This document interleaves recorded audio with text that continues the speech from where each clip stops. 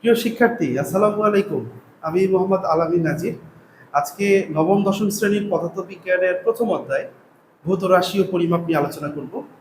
তো প্রথমেই বলে রাখি, এটা কোনো ওয়ান শট ক্লাস না। অর্থাৎ এই একটা ক্লাস করলে প্রথম অধ্যায় তোমার একদম কমপ্লিট হয়ে যাবে। প্রথম অধ্যায় আর পড়াই লাগবে না, একদম অনেকগুলো প্রশ্ন কমন পাবে, ব্যাপারটা এমন কিছুই না। বরং এই ভিডিওতে আমরা কি করবো এবং তুমি কি পাবা আমার এই ভিডিও থেকে, এই ভিডিও থেকে একদম পিওর বেসিকটা পাবা। প্রথম অধ্যায়ের একদম পিওর বেসিক তুমি এই ভিডিও থেকে আমার কাছ থেকে পাবা। হ্যাঁ, আমি চেষ্টা করবো যতটা সম্ভব এবং যতটা প্রয়োজন বিস্তারিত পড়ানোর। এবং এই বেসিক পাওয়ার পর, এই বেসিক ক্লাস করার পর তোমার কাজ হবে প্র্যাকটিস করা, বোর্ড কোশ্চেনগুলো প্র্যাকটিস করা এবং অন্যান্য প্রশ্নগুলো প্র্যাকটিস করা। তো চলো বেশি কথা না বলে আমরা শুরু করি। তো এই অধ্যায়ের একেবারে শুরুতেই আমাদের স্বাভাবিক প্রথম যে প্রশ্নটা চলে আসে, পদার্থবিজ্ঞান কাকে বলে। তো খুব সহজ কথা, খুব সহজ বিষয় যে আহ, বিজ্ঞানের যে শাখায় পদার্থ ও শক্তি এই দুইটা জিনিস নিয়ে আলোচনা করা হয়, বিজ্ঞানের যে শাখায় পদার্থ ও শক্তি এবং এদের মধ্যবর্তী অন্তঃক্রিয়া এবং এদের মধ্যবর্তী অন্তঃক্রিয়া নিয়ে আলোচনা করা হয়, সেটাকে বলা হচ্ছে পদার্থবিজ্ঞান। তো এখন এই এত ছোট্ট একটা সংজ্ঞা শুনে রিয়েলাইজ করতে পারাটা আসলে খুব একটা সহজ না, তাই আমরা একটু বোঝার চেষ্টা করি আসলে পদার্থ কি আর শক্তি কি। আমরা ছোট ক্লাসে পড়ে আসছি পদার্থ কি শক্তি কি। তো সেই আঙ্গিকে যদি আমরা একটু দেখার চেষ্টা করি, আমাদের চারপাশে যা কিছু আছে তার মধ্যে কোনগুলো পদার্থ আর কোনগুলো শক্তি, তুমি বরং এইটা না দেখে এইটা দেখার চেষ্টা করো যে পদার্থ আর শক্তি বাদ দিয়ে আমাদের জগতে আর কি থাকে। তুমি এই মুহূর্তে একটা কাজ করো, তুমি তুমি তুমি যে পরিবেশেই থাকো না কেন, তোমার আশপাশে যতগুলো বস্তু আছে সবগুলোর দিকে তাকাও, তাকে খুঁজে একটু খুঁজে দেখার চেষ্টা করো, মানে তোমার আশপাশে যা কিছু আছে, যা কিছু আছে দেখে বুঝে রিয়েলাইজ করে ফিল করার চেষ্টা করো যে কোনটা পদার্থ শক্তি একটাও না, পদার্থ শক্তির বাইরে কি আছে। তো কিছুক্ষণ সময় নাও, ভাবো, দেখো, খোঁজো যে পদার্থ আর শক্তির বাইরে কিছু পাও কিনা। আমি আমার যতদূর মনে হয় তুমি কিছুই খুঁজে পাবা না। কারণ তুমি মনে মনে তোমার মনে যেগুলো আসতে পারে, বাতাস, আলো, এগুলো সত্যি। হ্যাঁ, আর যা কিছু আসতে পারে এগুলা সবই প্রায় সত্যি। হ্যাঁ, তবে ছোট ছোট কিছু বিষয় আছে যেগুলো আসলে পদার্থের মধ্যেও পড়ে না, শক্তির মধ্যেও পড়ে না। কিছু বিষয় আছে, এই বিষয়গুলো আমরা পরেই আবার আসবো, রাশি সম্পর্কিত আলোচনা যখন করবো তখন আমরা অবশ্যই জানবো। তবে তাহলে আমরা এখান থেকে দেখতে পারতেছি যে বস্তু জগতে প্রায় সব কিছুই, আমাদের এই জগতে, শুধু বস্তু জগৎ বলে ভুল হবে, জগতে যা কিছু আছে এই সব কিছুই প্রায় বেশিরভাগ পদার্থ আর শক্তি। তার মানে বলা যায় পদার্থবিজ্ঞানের বিস্তৃতি এই প্রায় পুরো বিশ্বজগৎ প্রায়। এই পদার্থবিজ্ঞানের বুঝতেই পারতেছো শাখাটা যেহেতু অনেক বড়, তাই পরবর্তীতে এটার বিভিন্ন শাখা প্রশাখা ভাগ হয়ে যায়। ভাগ হয়ে এখান থেকে, যেমন ধরো তোমরা জানো কেমিস্ট্রি, কেমিস্ট্রি বা রসায়ন, এটাও কিন্তু পদার্থবিজ্ঞানের একটা পার্ট বা অংশ। ঠিক আছে, এরকম বিভিন্ন অংশে পদার্থবিজ্ঞান ভাগ হয়ে যায়। তো তার মধ্যে বেশ কিছু অংশ আবার পদার্থবিজ্ঞানের সঙ্গে যুক্ত হয়ে নতুন একটা শাখা তৈরি করে। যেমন ধরো অ্যাস্ট্রোনমি আর ফিজিক্স যুক্ত হয়ে তৈরি হয় অ্যাস্ট্রোফিজিক্স, অ্যাস্ট্রোনমি আর ফিজিক্সের সমন্বয়ে তৈরি হয় অ্যাস্ট্রোফিজিক্স। এরপরে আসো কেমিস্ট্রি আর ফিজিক্স মিলে হয়েছে chemical physics, medical and physics মিলে হয়েছে মেডিকেল ফিজিক্স, বায়োলজি আর ফিজিক্স মিলে হয়েছে বায়োফিজিক্স, আর্থ সায়েন্স এবং ফিজিক্স মিলে হয়েছে জিওফিজিক্স। এরকম আরো বেশ কিছু ফিজিক্স আছে যেগুলো মূলত কি করে ওই সেক্টরে পদার্থবিজ্ঞান ব্যবহার করে আরো কিভাবে সুবিধা পাওয়া যায় সেটা নিয়ে আলোচনা করা হয়। এরপরে আসো, এটা তো গেল পদার্থবিজ্ঞানের শাখা, কিন্তু আমরা মানে শাখা বলতে বিভিন্ন ক্ষেত্র। এখন পদার্থবিজ্ঞানকে যদি আমরা মোটা দাগে দেখি যে পদার্থবিজ্ঞান কি বা এর মধ্যে কি কি আছে, তাহলে আমরা দুইটা জিনিস খুঁজে পাই। একটা হচ্ছে ক্লাসিক্যাল ফিজিক্স বা চিরায়ত পদার্থবিজ্ঞান, আরেকটা হচ্ছে কোয়ান্টাম ফিজিক্স বা মডার্ন ফিজিক্স বলা হয় যেটাকে আর কি। তো তোমরা নাম শুনেই বুঝতেছো ক্লাসিক্যাল ফিজিক্স বা চিরায়ত পদার্থবিজ্ঞান জিনিসটা কি হবে, এটা একটু পুরাতন হবে। অর্থাৎ বিংশ শতাব্দীর শুরু থেকে যখন নিউটনীয় বলবিদ্যা বা নিউটনীয় সূত্রগুলো আবিষ্কার হচ্ছে, সেই সময় থেকে শুরু করে তোমার কোয়ান্টাম তত্ত্বের আগ পর্যন্ত, আইনস্টাইনের আপেক্ষিক তত্ত্বের আগ পর্যন্ত যত কিছু বিজ্ঞানের যত শাখা আবিষ্কার যা কিছু ছিল, এই সবগুলোকে বলা হয় ক্লাসিক্যাল ফিজিক্সের অন্তর্ভুক্ত। বুঝতে পারছো? আচ্ছা, আর এই ক্লাসিক্যাল ফিজিক্স সম্পর্কে যদি বলি, আচ্ছা এরপরে একটু আমরা ক্লাসিক্যাল ফিজিক্সের পরে আমরা একটু আধুনিক পদার্থবিজ্ঞান নিয়ে একটু বলে নেই। আধুনিক পদার্থবিজ্ঞান কি, যে এই যে কোয়ান্টাম তত্ত্ব বা আইনস্টাইনের আপেক্ষিক তত্ত্ব প্রকাশিত হওয়ার পর ওখান থেকে যে নতুন একটা বিজ্ঞানের শাখা শুরু হয়, এটাকে বলা হয় মডার্ন ফিজিক্স বা আধুনিক পদার্থবিজ্ঞান। তো এই দুই পদার্থবিজ্ঞানের মধ্যে পার্থক্যটা কি, আমরা একটু পার্থক্য বোঝার চেষ্টা করি। দেখো, ক্লাসিক্যাল ফিজিক্সে যা কিছু ছিল এখানে ঠিক আছে, ছোট কণা নিয়েও আলোচনা করা হয়, কিন্তু এই যেমন ধরো একটা বস্তু কত বেগে যাবে, কত বল প্রয়োগ করলে কোন দিকে যাবে, এরকম বিষয় দিনে আলোচনা করা হচ্ছে ক্লাসিক্যাল ফিজিক্সে। তারপর এটাকে যখন ছোট হয়ে আসতেছে, আরো ছোট হয়ে আসতেছে, পরমাণু, অণু, পরমাণু, ইলেকট্রন, প্রোটন, তখন ক্লাসিক্যাল ফিজিক্স এখানে আর এইগুলা সম্পর্কে, এই কোণাগুলার আচরণ, এই কোণাগুলোর বেগ, ধর্ম, এগুলো নিয়ে মানে সূত্রগুলার কাজ করতেছে না, এখানে আর ব্যাখ্যা দিতে পারতেছে না। তো এই জায়গা থেকে ক্লাসিক্যাল ফিজিক্সের সমাপ্তি বা সীমাবদ্ধতা বলতে পারবে, এবং সেই জায়গা থেকে মডার্ন ফিজিক্স বা আধুনিক পদার্থবিজ্ঞানের যাত্রা শুরু হয়। তো আমরা বলতে পারি ক্লাসিক্যাল ফিজিক্স এবং মডার্ন ফিজিক্সের মধ্যে দুইটা দুইটা পার্ট, মানে সহজ করে বোঝার জন্য বলতে পারি যে ক্লাসিক্যাল ফিজিক্স ছোট জিনিস নিয়ে আলোচনা করে, কোয়ান্টাম ফিজিক্স আরও ছোট ছোট যে কোণাগুলো আছে সেগুলো নিয়ে আলোচনা করে। আবার আরেকভাবে বলতে পারি ক্লাসিক্যাল ফিজিক্সে গতি যেটা আছে, বেগ যেটা আছে, এটা স্বাভাবিক গতি, স্পিড, এগুলো নিয়ে আলোচনা করতে পারে। কিন্তু এই স্পিড বাড়তে বাড়তে যখন আলোর বেগের কাছাকাছি যায়, অর্থাৎ অনেক বেশি বেগ হয়ে যায়, তখন ক্লাসিক্যাল ফিজিক্সের যে সূত্রগুলো আছে, আমাদের গতির যে সমীকরণগুলো আছে, এগুলোর কাজ করে না। তখন আমাদের ওইগুলোকে সমাধান করার জন্য মডার্ন ফিজিক্সের সহায়তা নিতে হয়। আশা করি বুঝতে পারছো যে ক্লাসিক্যাল ফিজিক্স এবং মডার্ন ফিজিক্সের মধ্যে পার্থক্য কি এবং এই দুইটা কি। এখন আসলে এই ক্লাসিক্যাল ফিজিক্সে কি কি নিয়ে আলোচনা করা হয়। ক্লাসিক্যাল ফিজিক্সের মেকানিক্স বা বলবিজ্ঞান, এছাড়া আছে শব্দবিজ্ঞান, তারপরে হচ্ছে তাপগতি বিজ্ঞান, বিদ্যুৎ ও চৌম্বক বিজ্ঞান, আলোক বিজ্ঞান। তো এগুলা আমার স্লাইডে দেওয়া আছে, তোমরা চাইলে এখানে স্লাইড থেকে নোট করে নিতে পারো। আরো বেস্ট হয় যদি তুমি নিজে বইটা বের করে বই থেকে পড়ে পড়ে নোট করো, তবে যদিও এটা সময় সাপেক্ষ, তবে করতে পারলে এটাই বরং বেটার। ঠিক আছে, ওকে। এরপরে আসো, তারপর এখানে স্লাইড থাকলো, তোমরা যদি প্রয়োজন হয় এখান থেকেও লিখে দিতে পারো, ওকে। আমি স্লাইডটাও তোমাদেরকে দিয়ে দিব। এরপর আসো আধুনিক পদার্থবিজ্ঞান। আধুনিক পদার্থবিজ্ঞান তো বললাম, ওকে। এখন আর সেখানকার শাখাগুলো কি কি আছে, এখানকে দেখো, এই জায়গাতে একটু খেয়াল করো। এই জায়গাতে কি হয়, পরমাণু, আধুনিক পদার্থবিজ্ঞানের আলোচ্য বিষয়টা একটু খেয়াল করো। পরমাণু, ইলেকট্রন, প্রোটন বা অতি ক্ষুদ্র কণার আচরণ ব্যাখ্যা করে, মানে কণাগুলো যখন আরো বেশি ক্ষুদ্র হয়ে যায় তখন তাদের আচরণ, গতি, প্রকৃতি ইত্যাদি ব্যাখ্যা করার জন্য আমাদের এই আধুনিক পদার্থবিজ্ঞানের সহায়তা নিতে হয়। এবং প্রচন্ড গতিশীল বস্তু, যেমন কোনো বস্তুর গতি যখন আলোর বেগের কাছাকাছি চলে আসে, তখন সেটার ব্যাখ্যা বিশ্লেষণের জন্য আধুনিক পদার্থবিজ্ঞানের সহায়তা নিতে হয়। তো আধুনিক পদার্থবিজ্ঞানে কি কি বিষয় নিয়ে আলোচনা করা হয় দেখো, আণবিক ও পারমাণবিক পদার্থবিজ্ঞান বা অ্যাটমিক মলিকুলার ফিজিক্স, এছাড়া আছে নিউক্লিয়ার ফিজিক্স বা নিউক্লিয়ার পদার্থবিজ্ঞান, সলিড স্টেট ফিজিক্স বা কঠিন অবস্থার পদার্থবিজ্ঞান, এরপর আছে পার্টিকেল ফিজিক্স বা কণা পদার্থবিজ্ঞান। তো এগুলো ছিল হচ্ছে আধুনিক পদার্থবিজ্ঞানের বিভিন্ন শাখা সমূহ। তো এই ছিল তোমাদের বইয়ের শুরুর দিকের একটা পার্ট। এরপরে তোমাদের বইয়ে যেটা আছে সেটা হচ্ছে বিজ্ঞানের যে একেবারে পদার্থবিজ্ঞানের একেবারে শুরু থেকে শুরু করে বিজ্ঞান পদার্থবিজ্ঞানের উত্থান, প্রথম দিকের উত্থান, তারপর মধ্য সময়কার উত্থান, তারপরে আধুনিক সময়কার উত্থান, এই উত্থানগুলো আছে। তো আমি বলবো যে তোমরা এই বিষয়গুলো বরং পড়ে নিও, এবং এগুলো নিজে পড়ে নেওয়াটাই বেটার হবে। আমি আমি তোমাদেরকে একটা শীট আকারে দিয়ে দিব, যেখানে তোমাদের এই বইয়ে আলোচিত যতগুলো বিজ্ঞানী আছে সেই বিজ্ঞানীদের নাম, তাদের জন্মসাল, অর্থাৎ প্রয়োজনীয় যে তথ্যগুলো আছে সেই তথ্যগুলো ওখানে আছে।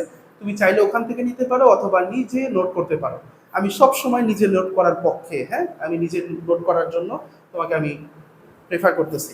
কারণ এটার জন্য তোমাকে যে খাটতে হবে, যে পরিশ্রম করতে হবে, তুমি যেটাতে শ্রম দিবা, তুমি যেটা পরিশ্রম দিবা, তুমি যেটা কষ্ট করে পাবা, সেটা তোমার কাছে বেশিক্ষণ মনে থাকবে, সেটা তোমার মস্তিষ্কে বেশি স্থায়ী হবে। যাই হোক, তারপরে যদি সামারি করতে চাও বা রিভিশন দিতে চাও, তাহলে আমার এই থেকে নিতে পারো। থেলিস, প্রথমে যদি থেলিসের কথা বলি, উনি প্রথম কি করে অতীন্দ্রিয় ব্যাখ্যার বদলে কার্যকরণ যুক্তির উপর জোর দেন। ওকে, অর্থাৎ উনি সর্বপ্রথম বলেন যে আমরা এতদিন যাবত যে বিভিন্ন ধরনের অনুমান ভিত্তিতে কথাবার্তা বলতেছি, এরকম অনুমান ভিত্তিতে কথাবার্তা বলা যাবে না, আমাদের যুক্তি দিয়ে কথা বলতে হবে, কার্যকরণ যুক্তির উপর ভিত্তি করে কথা বলতে হবে। এবং তিনি সর্বপ্রথম ভবিষ্যৎবাণী করেন সূর্যগ্রহণের ভবিষ্যৎবাণী করেন। পিথাগোরাস সম্পর্কে তোমরা জানো না এমন কেউ নাই। তারপর হচ্ছে ডেমোক্রিটাসকেও তোমরা চেনো, কেমিস্ট্রি বইয়ে বেশ ভালোই পড়ছো। এরপরে হচ্ছে অ্যারিস্টটলকে তুমি বিজ্ঞান বইয়ের বাইরেও অনেক বই পড়ছো। অ্যারিস্টটলকে যেখানে সেখানে খুঁজে পাওয়া যায়, মূলত তিনি একজন দার্শনিক ছিলেন। এই দার্শনিক থাকার কারণে যেখানে সেখানে তিনি মতবাদ দিতেন। আচ্ছা, এরপরে আসো আরিস্তারাকাস সর্বপ্রথম সূর্যকেন্দ্রিক সৌরজগতে একটা ধারণা দেয়। কিন্তু এরপর আসে আর্কিমিডিস অনেক ইন্টারেস্টিং একজন বিজ্ঞানী, গ্রিক সভ্যতার গণিত এবং বিজ্ঞানের যে সফলতা, তার পিছনে অনেক বড় একজন কারিগর ছিলেন আর্কিমিডিস, এবং তার বেশ কিছু আবিষ্কারের পিছনে খুব সুন্দর সুন্দর কিছু ইন্টারেস্টিং গল্প ছিল। তোমরা হয়তো বা অনেকেই এটা জানো, যদি কেউ জানো তো কমেন্ট বক্সে লেখো, যারা জানে না তারা সেখান থেকে জেনে নিবে। বইয়ে দেখবা খুব সুন্দর করে লেখা আছে যে একটা নির্দিষ্ট সময়ের পর নাকি জ্ঞান বিজ্ঞানের চর্চা প্রায় বন্ধ ছিল। তো আমি যদি তোমাদেরকে একটু বই থেকে সরাসরি দেখাই, এই পৃষ্ঠাটাতে এই জায়গাতে তুমি দেখতে পাচ্ছ কিনা, এরপর প্রায় ১,৫০০ বছর জ্ঞান বিজ্ঞানের চর্চা প্রায় বন্ধ হয়েছিল। শুধু ভারতীয় মুসলিম এবং চীনা ধারার সভ্যতা গ্রিক ধারার এই জ্ঞান চর্চাকে বাঁচিয়ে রেখেছিল। আচ্ছা, এই কথাটা কিন্তু বেশ একটু রহস্যজনক, হ্যাঁ, এবং সেটা এখনো এই বইয়ে লেখা আছে। এখন প্রশ্ন হচ্ছে যে আসলে কি জ্ঞান বিজ্ঞান চর্চা বন্ধ ছিল প্রায় ১,৫০০ বছর? এত বছর যাবৎ জ্ঞান বিজ্ঞান চর্চা বন্ধ হয়ে থাকতে পারে? কি হচ্ছিল তাহলে পৃথিবীতে? ওই সময় কি হচ্ছিল যারা জ্ঞান বিজ্ঞান চর্চা বন্ধ হয়ে থাকে? ভারতবর্ষ, চীন আর কয়েকটা অঞ্চলের কথা বলছে, তারা নাকি জ্ঞান বিজ্ঞান চর্চা ধরে রাখছিল। তাহলে পুরো পৃথিবীতে তখন কি হচ্ছিল? কারা ছিল ওই সময় পৃথিবীতে? তো এই প্রশ্নগুলোর উত্তর খুঁজে বের করতে হবে। আমাদের পড়াশোনার মধ্যেই কিন্তু বাস্তব জীবনের ইতিহাস, তারপর সংস্কৃতি, রাজনীতি, আন্তর্জাতিক রাজনীতি থেকে শুরু করে সবকিছু অন্তর্ভুক্ত আছে। তো এই প্রশ্নের উত্তর তোমাকে খুঁজে বের করতে হবে, তুমি চিন্তা করবা, ভাববা, জানার চেষ্টা করবা। ঠিক আছে? ওকে। এরপরে আসো যে ভারতীয় কিছু বিজ্ঞানী আছে, আর্যভট্ট, যিনি শূন্য সত্যিকার অর্থে ব্যবহার করা শুরু করেন। তারপরে কোয়ারিজমিক বেশ কিছু মুসলিম বিজ্ঞানী আছে, বেশ কিছু না, অনেকগুলো মুসলিম বিজ্ঞানী এখানে আছে।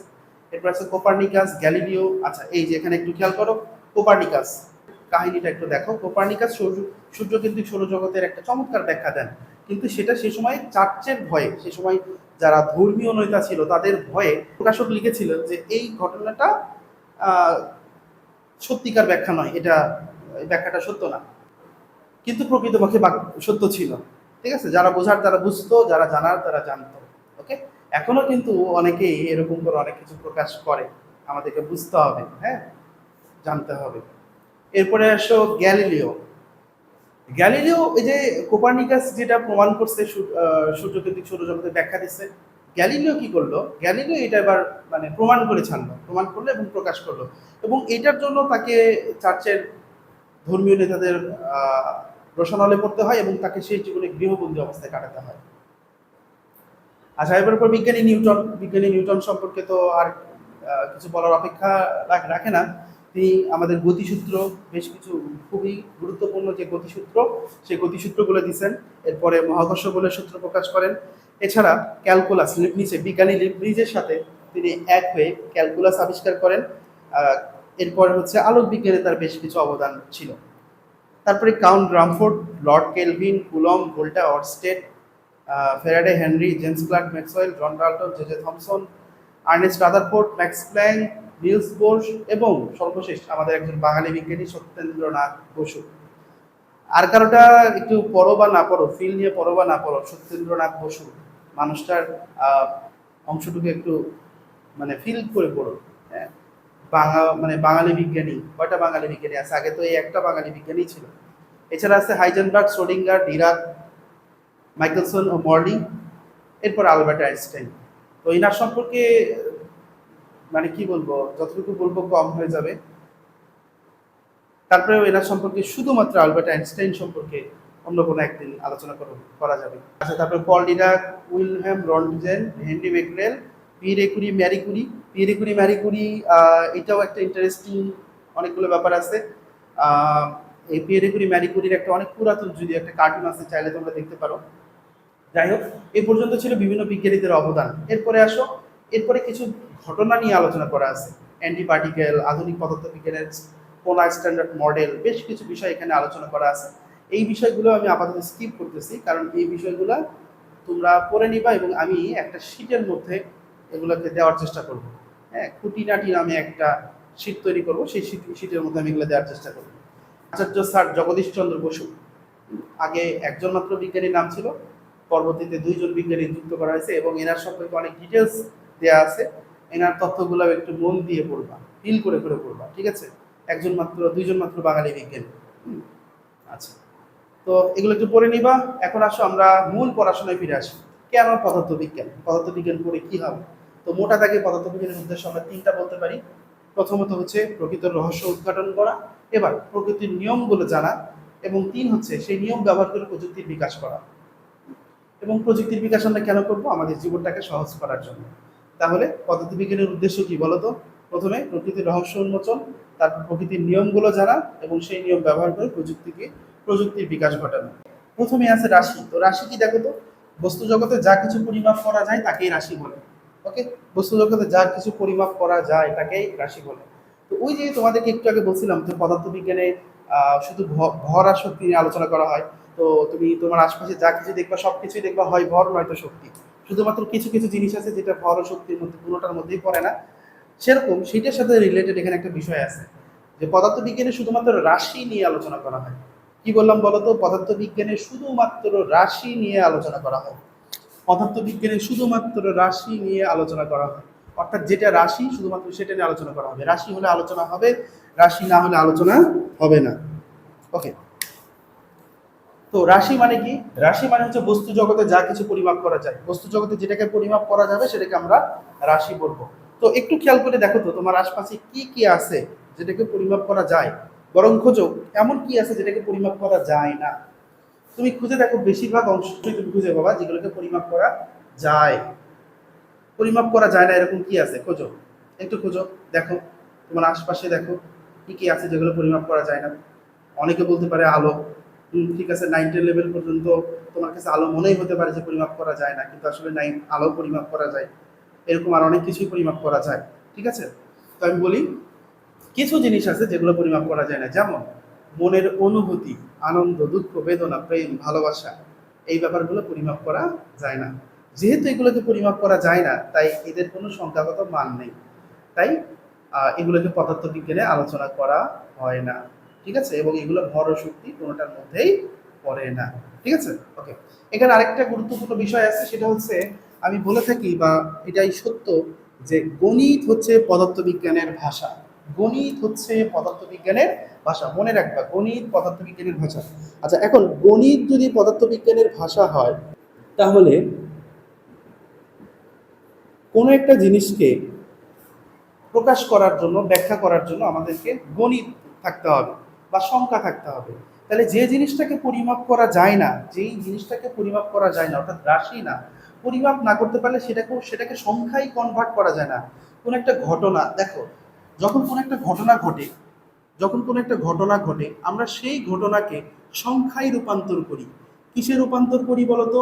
সংখ্যায় রূপান্তর করি। কিসের মাধ্যমে রূপান্তর করি? পরিমাপের মাধ্যমে সংখ্যায় রূপান্তর করি। কোন একটা ঘটনাকে পরিমাপের মাধ্যমে সংখ্যায় রূপান্তর করি, তারপর সেই সংখ্যাকে বিভিন্ন ধরনের ক্যালকুলেশন করে ফলাফল বের করি। বিভিন্ন ধরনের ক্যালকুলেশন করে ফলাফল বের করি, তারপর সেই ফলাফলের ভিত্তিতে পদার্থবিজ্ঞানের বিভিন্ন থিওরি তত্ত্বের ভিত্তিতে আমরা সিদ্ধান্ত দেই যে এই ঘটনার ফলাফল কি হতে পারে। তাইলে কোনো একটা রাশি বা কোনো একটা জিনিস যদি পরিমাপ করাই না যায়, সেটাকে যদি, সেই ঘটনাকে যদি সংখ্যাতে রূপান্তর করাই না যায়, তাহলে সেটাকে তুমি কেমনে ক্যালকুলেশন করবো আর কি সিদ্ধান্ত নিবা? বুঝতে পারছো আমার কথা? তো আনন্দ, দুঃখ, বেদনা, প্রেম, ভালোবাসা, এগুলো পরিমাপ করার যন্ত্র যদি কোনোদিন পাওয়া যায়, সেদিন হয়তো বা এই বিষয়গুলো পদার্থবিজ্ঞানে আলোচনা হইলেও হইতে পারে। ঠিক আছে, আশা করি এই বিষয়গুলো বুঝতে পারছো। তো এখন আসলে এই রাশি দুই ধরনের, একটা হচ্ছে মৌলিক রাশি আর একটা হচ্ছে যৌগিক রাশি। মৌলিক রাশি কি? যে রাশিকে প্রকাশ করার জন্য অন্য কোনো রাশির প্রয়োজন হয় না, নিজে নিজে পরিমাপ করা যায়, মৌলিক রাশি ফিক্সড। আচ্ছা, এরপর যৌগিক রাশি কি? একাধিক মৌলিক রাশির সমন্বয়ে যে নতুন রাশি পাওয়া যায় সেটা হচ্ছে যৌগিক রাশি। আমি একটু উদাহরণ দিই। যদি আমি তোমাকে বলি যে তোমার দৈর্ঘ্য কত, তোমার হাইট কত, তুমি ফিতা দিয়ে শুধু দৈর্ঘ্য মাপবা, হয়ে গেল, তোমার হাইট পেয়ে গেল। এটা মৌলিক রাশি, কারণ এটার জন্য একবার পরিমাপ করা, একটা রাশি পরিমাপ করা লাগছে। এবার আসো, আমি আমি দেখলাম তুমি দৌড়ে যাচ্ছ বা হচ্ছে মোটরসাইকেল নিয়ে যাচ্ছ বা হেঁটে যাচ্ছ। ঠিক আছে, সে সময় ধরো আমি তোমাকে জিজ্ঞেস করলাম যে তুমি কত স্পিডে যাচ্ছ।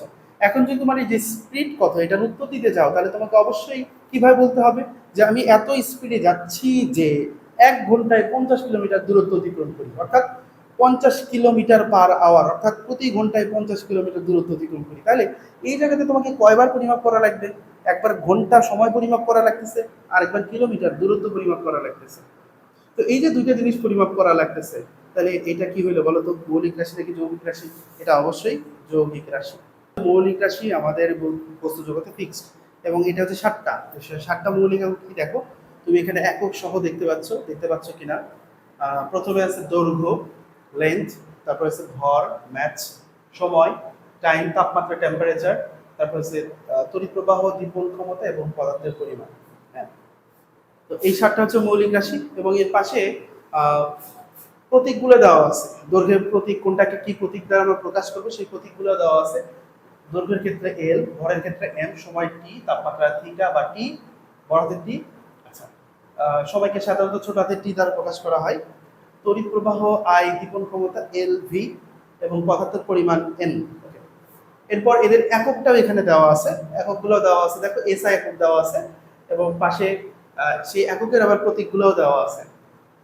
দৈর্ঘ্যের একক মিটার, এগুলো তোমরা জানো আশা করি। ভরের একক কিলোগ্রাম, সময়ের একক সেকেন্ড, তাপমাত্রা কেলভিন, তড়িৎ প্রবাহের একক অ্যাম্পিয়ার, এবং দীপন ক্ষমতার একক ক্যান্ডেলা, পদার্থের পরিমাণের একক মোল।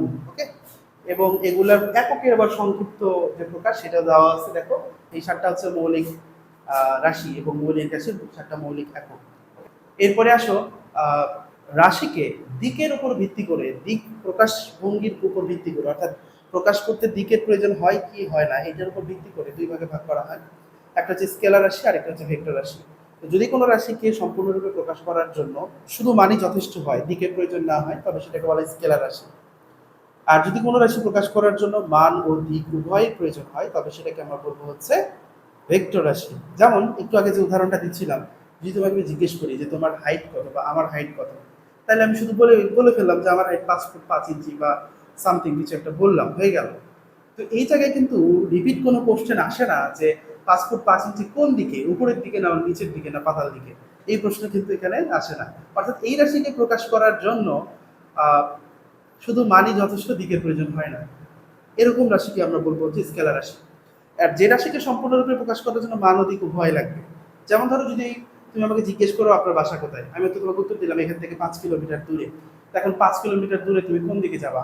সামনে পিছনে, উত্তর দক্ষিণ, নাকি 360 ডিগ্রি অ্যাঙ্গেল আছে, কত ডিগ্রি করে যাবে, কোন দিকে যাবা? তুমি কখনোই আমার বাড়ি খুঁজে পাবা না। ঠিক আছে, আমার বাসা তুমি খুব সহজে খুঁজে পাবা না। এখানে এই রাশিটাকে সম্পূর্ণরূপে প্রকাশ করার জন্য মানের পাশাপাশি দিকটা উল্লেখ করে দিতে হবে যে এই দিকে এত কিলোমিটার বা এত দূরে যেতে হবে। এটাকে আমরা বলবো হচ্ছে ভেক্টর রাশি। তো ভেক্টর রাশির প্রকাশ যদি আমরা একটু বলি, ভেক্টর রাশি বিভিন্নভাবে প্রকাশ করা যায়। যেমন বেগ একটা ভেক্টর রাশি। এই ভেক্টর রাশিকে আমরা এর উপরে একটা অ্যারো দিয়ে প্রকাশ করতে পারি, বহুল প্রচলিত, অথবা এর উপর একটা বার দিয়ে প্রকাশ করতে পারি, অথবা এর নিচে একটা বার দিয়ে প্রকাশ করতে পারি, আরো বেশ কিছু ভাবে প্রকাশ করা যায়, মোটা অক্ষর করে, বোল্ড অক্ষর করে লেখা যায়। হ্যাঁ, এরকম ভাবে প্রকাশ করা যায়। এরপরে আসলে পরিমাপ। 7টা মৌলিক রাশির যে পরিমাপের এককগুলো আমরা দেখতেছিলাম, তাহলে এখন প্রশ্ন আসে পরিমাপ কি আর পরিমাপের একক কি? আচ্ছা, দেখো আমরা সহজ করে যদি বলি, পরিমাপের সংজ্ঞা আমি খুব সহজ এবং সাধারণভাবে দিব, কারণ পরিমাপের সংজ্ঞা অনেক বড়, এটার সঙ্গে অনেক ইন্টারেস্টিং একটা ব্যাপার আছে। আমরা যখন পদার্থবিজ্ঞান অনার্সে পদার্থবিজ্ঞানের প্রথম দিন ক্লাসে যাই, আমাদের বিভাগীয় প্রধান উনি ক্লাসে আসছে এবং সবাইকে জিজ্ঞেস করছে যে পরিমাপের এককের সংজ্ঞা, এবং পুরা ক্লাসের সবাই সংজ্ঞা দিচ্ছে, সবারটাই ভুলেছে, কারোটাই অ্যাকুরেট হয় নাই। আমরা একটু বিরক্তই হচ্ছিলাম যে হয়তো বা একটু কম বেশি হতে পারে, তাইলে হয়েছে তো, কারোটা না কারোটা তো হয়েছে। তো উনি তখন একটা কথা বললো যে যা তা বললেই বিজ্ঞান হয় না। তারপর পরিমাপের একটা অর্ধ পৃষ্ঠার সংজ্ঞা লিখে দিল। লিখে দেওয়ার পর প্রত্যেকটা শব্দ বুঝাই দিল, বুঝাই দেওয়ার পর বললো যে এইটা হচ্ছে পরিমাপের একক, এর সংজ্ঞা।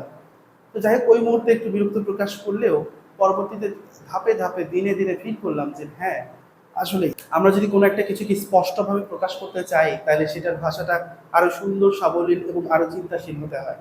তো সেই জায়গা থেকে পরিমাপের এককের সংজ্ঞা চিন্তা করলে অনেক বড় হয়। তো আমরা অত দূর যাবো না, আমরা সংক্ষেপে বলবো যে কোনো একটা অজানা রাশিকে জানা রাশির সাথে তুলনা করার প্রক্রিয়া বা তুলনা করার পদ্ধতিকে বলা হয় হচ্ছে পরিমাপ। যেমন ধরো এই স্কেল একটা জানা রাশি, এই স্কেলের যে মানগুলো আছে এগুলো আমরা জানি, এগুলো হচ্ছে আমাদের জানা মান। আর এই জানা মানটার সাথে আমাদের এই মার্কারটা অজানা, এই অজানার মানটার সাথে মানে জানা মানটার সাথে অজানা মান কম্পেয়ার করতেছি যে এটার তুলনায় এটা কতটুকু। এই যে কম্পেয়ার করতেছি বা তুলনা করতেছি, এই প্রক্রিয়াটার নামই হচ্ছে পরিমাপ। ঠিক আছে, এটার নামই হচ্ছে পরিমাপ। আর পরিমাপের একক কি? এই যে পরিমাপ যে আমরা করতেছি, পরিমাপ করার সময় যে স্ট্যান্ডার্ড হিসেবে যেটা ধরে নেওয়া হচ্ছে, যেমন ধরো আমরা এখানে স্ট্যান্ডার্ড হিসেবে এখানে কি ধরছি, আমরা স্ট্যান্ডার্ড হিসেবে এখানে ধরছি হচ্ছে সেন্টিমিটার। আবার এদিক থেকে যদি ধরি, এখানে এখন আমরা স্ট্যান্ডার্ড হিসেবে ধরতেছি ইঞ্চি। তাহলে এই যে পরিমাপের সময় যে স্ট্যান্ডার্ড অংশ বা আদর্শ অংশ আমরা ধরে নিচ্ছি, যে আদর্শ অংশের সাথে তুলনা করতেছি, সেই আদর্শ অংশটাই হচ্ছে পরিমাপের একক। আশা করি বুঝতে পারছো পরিমাপ কি, পরিমাপের একক কি। এরপরে আসো, রাশি যেরকম দুই প্রকার হয়, ঠিক একই সাথে ওটার সাথে মিল রেখে পরিমাপের এককও দুই রকম হয়। একটা হচ্ছে মৌলিক একক আর একটা হচ্ছে লব্ধ একক। সহজভাবে বললে যে এই যে মৌলিক রাশির এককগুলাই হচ্ছে মৌলিক একক। আর সংজ্ঞা আকারে বললে যে বলা যায় হচ্ছে যেসব একক সম্পূর্ণ স্বাধীন, অর্থাৎ অন্য কোনো এককের উপর নির্ভর করে না, তারা হচ্ছে মৌলিক একক। আর মৌলিক একক সমন্বয়ে যে নতুন একক তৈরি হয় সেগুলোকে বলা হয় লব্ধ একক বা যৌগিক একক। আশা করি এটা বুঝতে পারছো। এরপরে আসো, আমরা এসআই এককের যে 7টা মৌলিক একক জানলাম, এই 7টা মৌলিক একক যেমন ধরো দৈর্ঘ্য, ভর, দৈর্ঘ্যের একক মিটার জানলাম, ঠিক কতটুকু অংশকে 1 মিটার বলা হয় এইটার সুনির্দিষ্ট কিছু ব্যাখ্যা সংজ্ঞা আছে। ওই একটা নির্দিষ্ট অংশকে, আগে একটা নির্দিষ্ট অংশকে 1 মিটার ধরা হতো, এখনো ওইটাই আছে, কিন্তু এখন সেটা প্রকাশ ভঙ্গিটা একটু আলাদা হয়ে গেছে। তো এই প্রকাশ ভঙ্গিটার সংজ্ঞা তোমাদের বইয়ে লিখে দেওয়া আছে। সরি, এগুলো একটু তোমরা পড়ে নিবা, এগুলো এমসিকিউ এর জন্য বেশ ইম্পর্টেন্ট এবং জ্ঞানমূলক অংশ এগুলো আসতে পারে, তো এগুলো একটু তোমরা পড়ে নিবা, ঠিক আছে। এরপরে একক লেখার বেশ কিছু নিয়মাবলী আছে, এগুলো একটু তোমরা পড়ে নিবা, অনেক ছোটখাটো খুঁটিনাটি ব্যাপার, এই ব্যাপারগুলো এখানে আর আলোচনা না করি, তোমরা পড়ে নিলে এগুলো পারবা, শুধু একটু মাথায় রাখবা।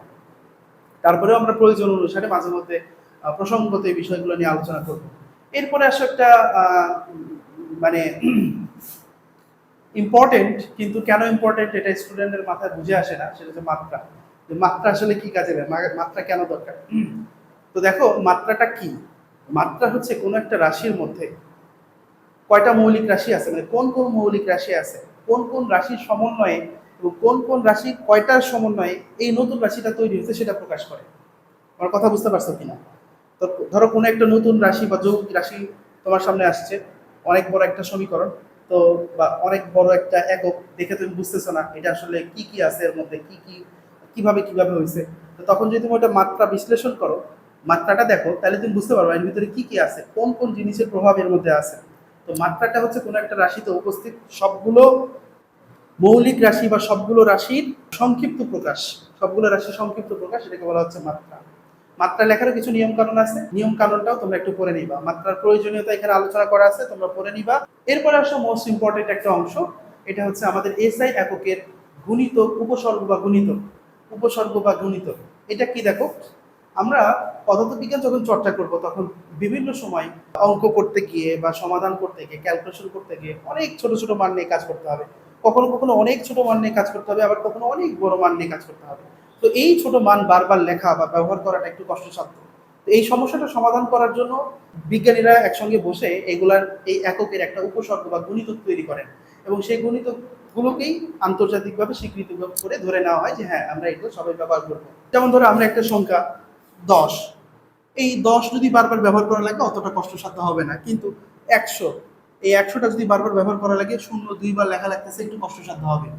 এবার চিন্তা করো, আরো বড় চিন্তা করো, 1000, এটা এই পর্যন্ত ঠিকঠাক আছে, এরপরে যদি আসে দেখো 1 লিখে মনে করো 6টা শূন্য, এই সংখ্যাটা মনে করো যদি তোমার একটা কিছু প্রকাশ করার জন্য 2 লাইন পর পরই লেখা লাগতেছে, তাহলে তোমাকে বারবার সংখ্যা শূন্য গোনা লাগতেছে এবং সংখ্যাটা বারবার লেখা লাগতেছে, এটা একটু কষ্টসাধ্য হয়ে যেতে পারে।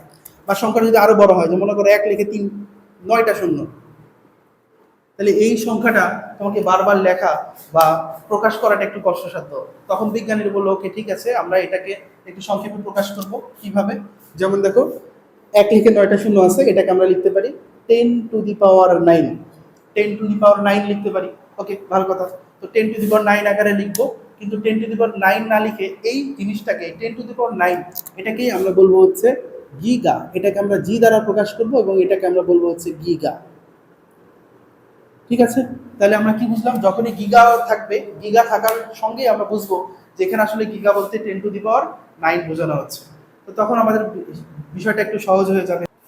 আমরা লিখি না যে জিবি, ডেটা ইউজ করি 1 জিবি, তো 1 জিবি যদি তুমি না লিখতে তাহলে এই যে এটা লেখা লাগতো, এত বাইট লেখা লাগতো, এতগুলো বাইট বলা ভালো নাকি 1 জিবি বলা ভালো? অবশ্যই 1 জিবি বলা সুবিধাজনক।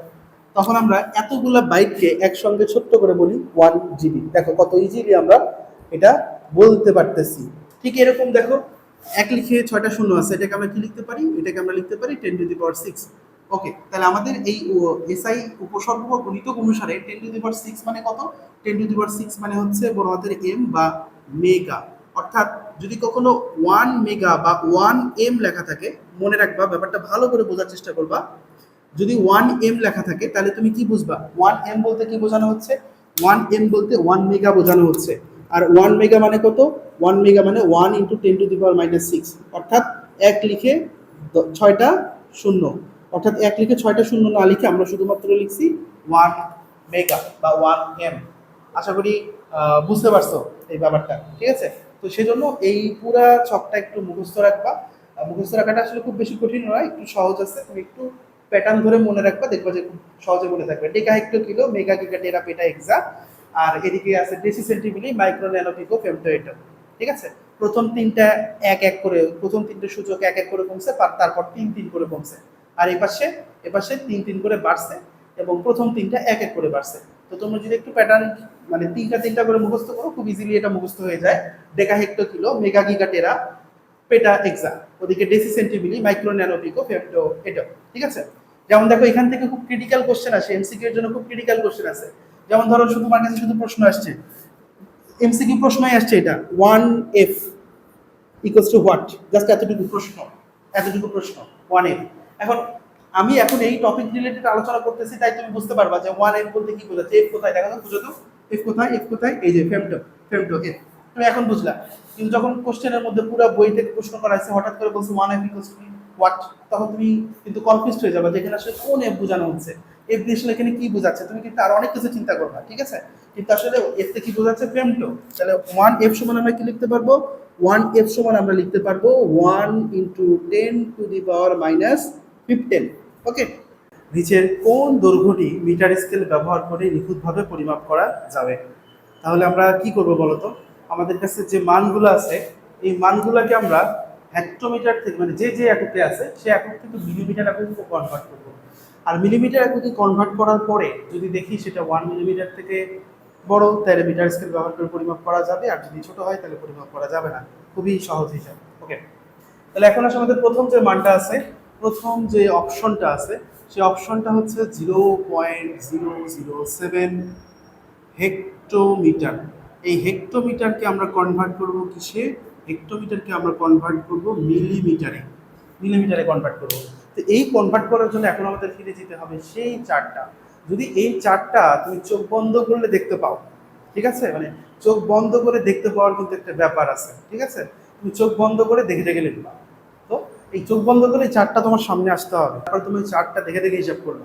তো সেই হিসাবটা কিরকম হবে দেখো। আমরা আসি কোন এককে? দেখো তো, আমরা এখন আসি হেক্টো এককে। আমরা আসি হেক্টো এককে, যাবো কোথায়? মিলিমিটারে যাব। তাহলে হেক্টো বড় না মিলিমিটার বড়? অবশ্যই হেক্টো বড়। বড় একক থেকে ছোট এককে যাচ্ছে, এককটা করতেছি ছোট। তাহলে একক যদি ছোট হয়, সংখ্যাটা অবশ্যই কি হবে? সংখ্যাটা অবশ্যই বড় হবে। আর এই জন্য আমাদেরকে গুণ করতে হবে। এখন কথা হচ্ছে কি দিয়ে গুণ করব? দেখো, এটার জন্য আমাদেরকে বুঝতে হবে হেক্টো থেকে মিলি পর্যন্ত কয় ডিজিট পার্থক্য। হেক্টো থেকে মিলি পর্যন্ত কয় ডিজিটের পার্থক্য আছে। দেখো, হেক্টো মানে হচ্ছে, হেক্টো মানে হচ্ছে 10 স্কোয়ার। এরপরে আছে ডেকা। ডেকা মানে হচ্ছে 10⁻1। এরপরে আছে 10⁻0। এরপরে আসবে 10⁻−1, যেটাকে আমরা বলি ডেসি। এরপরে আছে সেন্টি, যেটাকে আমরা বলি হচ্ছে 10⁻²। এরপরে আমরা বলি মিলি, যেটা মূলত 10⁻−3। তাহলে দেখো, হেক্টো থেকে মিলি পর্যন্ত কয় ডিজিটের পার্থক্য? 1, 2, 3, 4, 5। তাহলে হেক্টো থেকে মিলি পর্যন্ত 5 ডিজিটের পার্থক্য আছে, ঠিক আছে? 5 ডিজিটের পার্থক্য আছে। তাহলে আমাদেরকে 1 লিখে 5টা শূন্য এই সংখ্যা দ্বারা আমাদের এই মানটাকে গুণ করতে হবে। তাহলে আসলে আমরা করি 0.007 ইন্টু সংখ্যাটা কত হবে? 700 এত মিলিমিটার। আশা করি বুঝতে পারছো, ঠিক আছে। এইটা হচ্ছে 700 মিলিমিটার। তো 700 মিলিমিটার অবশ্যই 1 মিলিমিটার অপেক্ষা বড়, তাই আমরা মিটার স্কেল ব্যবহার করে এটা পরিমাপ করতে পারবো। পরের অপশন আমরা একটু দেখি। আমাদের পরের অপশনটা হচ্ছে 0.045 ডেকা মিটার। ওকে, খেয়াল রাখবা ডি কিন্তু দুইটা আছে, চারটা একটু খেয়াল করো, চলো চারটা একটু খেয়াল করো। ডি আছে দুইটা, একটা হচ্ছে ডেকা আর একটা হচ্ছে ডেসি। আমরা কোনটাতে আছে, আমাদের অপশন কোনটা? আমাদের অপশন হচ্ছে 0.045 deca metre, D A. D A, এই যে ডি এ, ডেকাতে আছি আমরা। তা ডেকাতে আছি, ডেকা থেকে আমরা যাব মিলিতে। একইভাবে আমরা দেখি পার্থক্য কত। ডেকা মানে হচ্ছে 10⁻1। এরপরে আরেকটা আছে 10⁻0, যেটা এখানে ওই গুণিতকের মধ্যে নেওয়া হয় নাই। এরপরে আছে 10⁻−1, এটা হচ্ছে ডেসি, এটা হচ্ছে ডেসি। এরপরে আছে সেন্টি, যেটা হচ্ছে 10⁻²। এরপরে আছে মিলি, যেটা হচ্ছে 10⁻³ ওকে।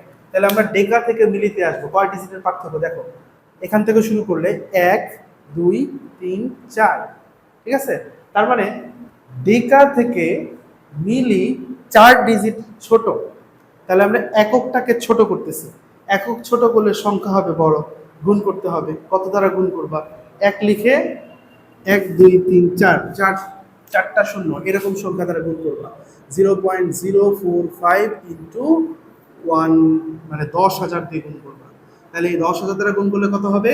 ওই যে বলছিলাম, যতগুলো শূন্য থাকবে দশমিক তত ঘর ডান দিকে যাবে। এত মিলিমিটার, বুঝলা কিনা দেখো। তো 450 মিলিমিটার, এটাও 1 মিলিমিটার অপেক্ষা বড়, তাহলে এটাও মিটার স্কেল ব্যবহার করে পরিমাপ করা যাবে। এরপরে আসলে আমরা নেক্সট অপশন দেখি। এর পরের অপশনে কি আছে? এর পরের অপশন আছে হচ্ছে আমাদের 0.00035 কিলোমিটার। আচ্ছা, এবার আসো আমাদের তাহলে কিলোমিটার থেকে মিলিমিটারে যেতে হবে। এখন তোমরা একটু আস্তে আস্তে চিন্তা করো যে ওই চার্টটা না দেখে মনে মনে কল্পনা করে কত ঘর ডিজিট পার্থক্য, এইভাবে একটু মানে ভিজুয়ালাইজ করার চেষ্টা করো এবং সে অনুসারে করো। মুখস্থ করে কিন্তু এগুলো শেষ করতে পারবে না, ঠিক আছে। আমাদের ভিজুয়ালাইজ করতে হবে। চলো আমরা আরেকটু ছক দেখে দেখে করি, আরো কিছুক্ষণ প্র্যাকটিস করি। ওকে, তাহলে আমরা আসি কোথায় এখন? আমরা আসি কিলোতে। কিলো থেকে যাব কোথায়? মিলিতে। তাহলে কয় ডিজিটের পার্থক্য হচ্ছে দেখো তো। আমরা এখানে অলরেডি ডেকা পর্যন্ত করে রাখছি। এর পরের ঘর হচ্ছে হেক্টো। হেক্টো মানে হচ্ছে 10 স্কোয়ার। এরপরে আসো কিলো। কিলো মানে হচ্ছে 10 কিউব।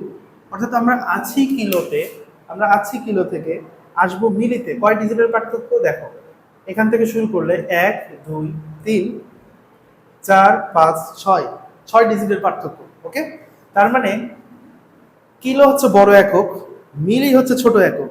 আমরা এককটাকে ছোট করতেছি, সংখ্যাটাকে বড় করতেছি। তাহলে সংখ্যাটাকে বড় করতে হবে, এর জন্য গুণ করতে হবে। কত দিয়ে গুণ করবা? 1 লিখে 1 2 3 4 5 6 6টা শূন্য এরকম সংখ্যা দিয়ে গুণ করতে হবে। তাহলে এই সংখ্যাটাকে আমরা যদি ওটা দ্বারা গুণ করি, তাহলে দেখো 3 5 ইন্টু 1 4 5 6 ওকে। তাহলে দেখো এই গুণফলটা কত আসবে? দশমিক, যে যতগুলো শূন্য আছে দশমিক তত ঘর ডান দিকে যাবে। 6টা শূন্য আছে, তাহলে 1 2 3 4 5, আরেকটা ঘর তো নাই, যেহেতু আরেকটু ঘর নাই তাই আমরা একটা শূন্য দিব। তাহলে আগের শূন্যগুলো লেখার দরকার নাই। 350 এত মিলিমিটার, 350 মিলিমিটার, যা এটাও 1 মিলিমিটার অপেক্ষা বড়।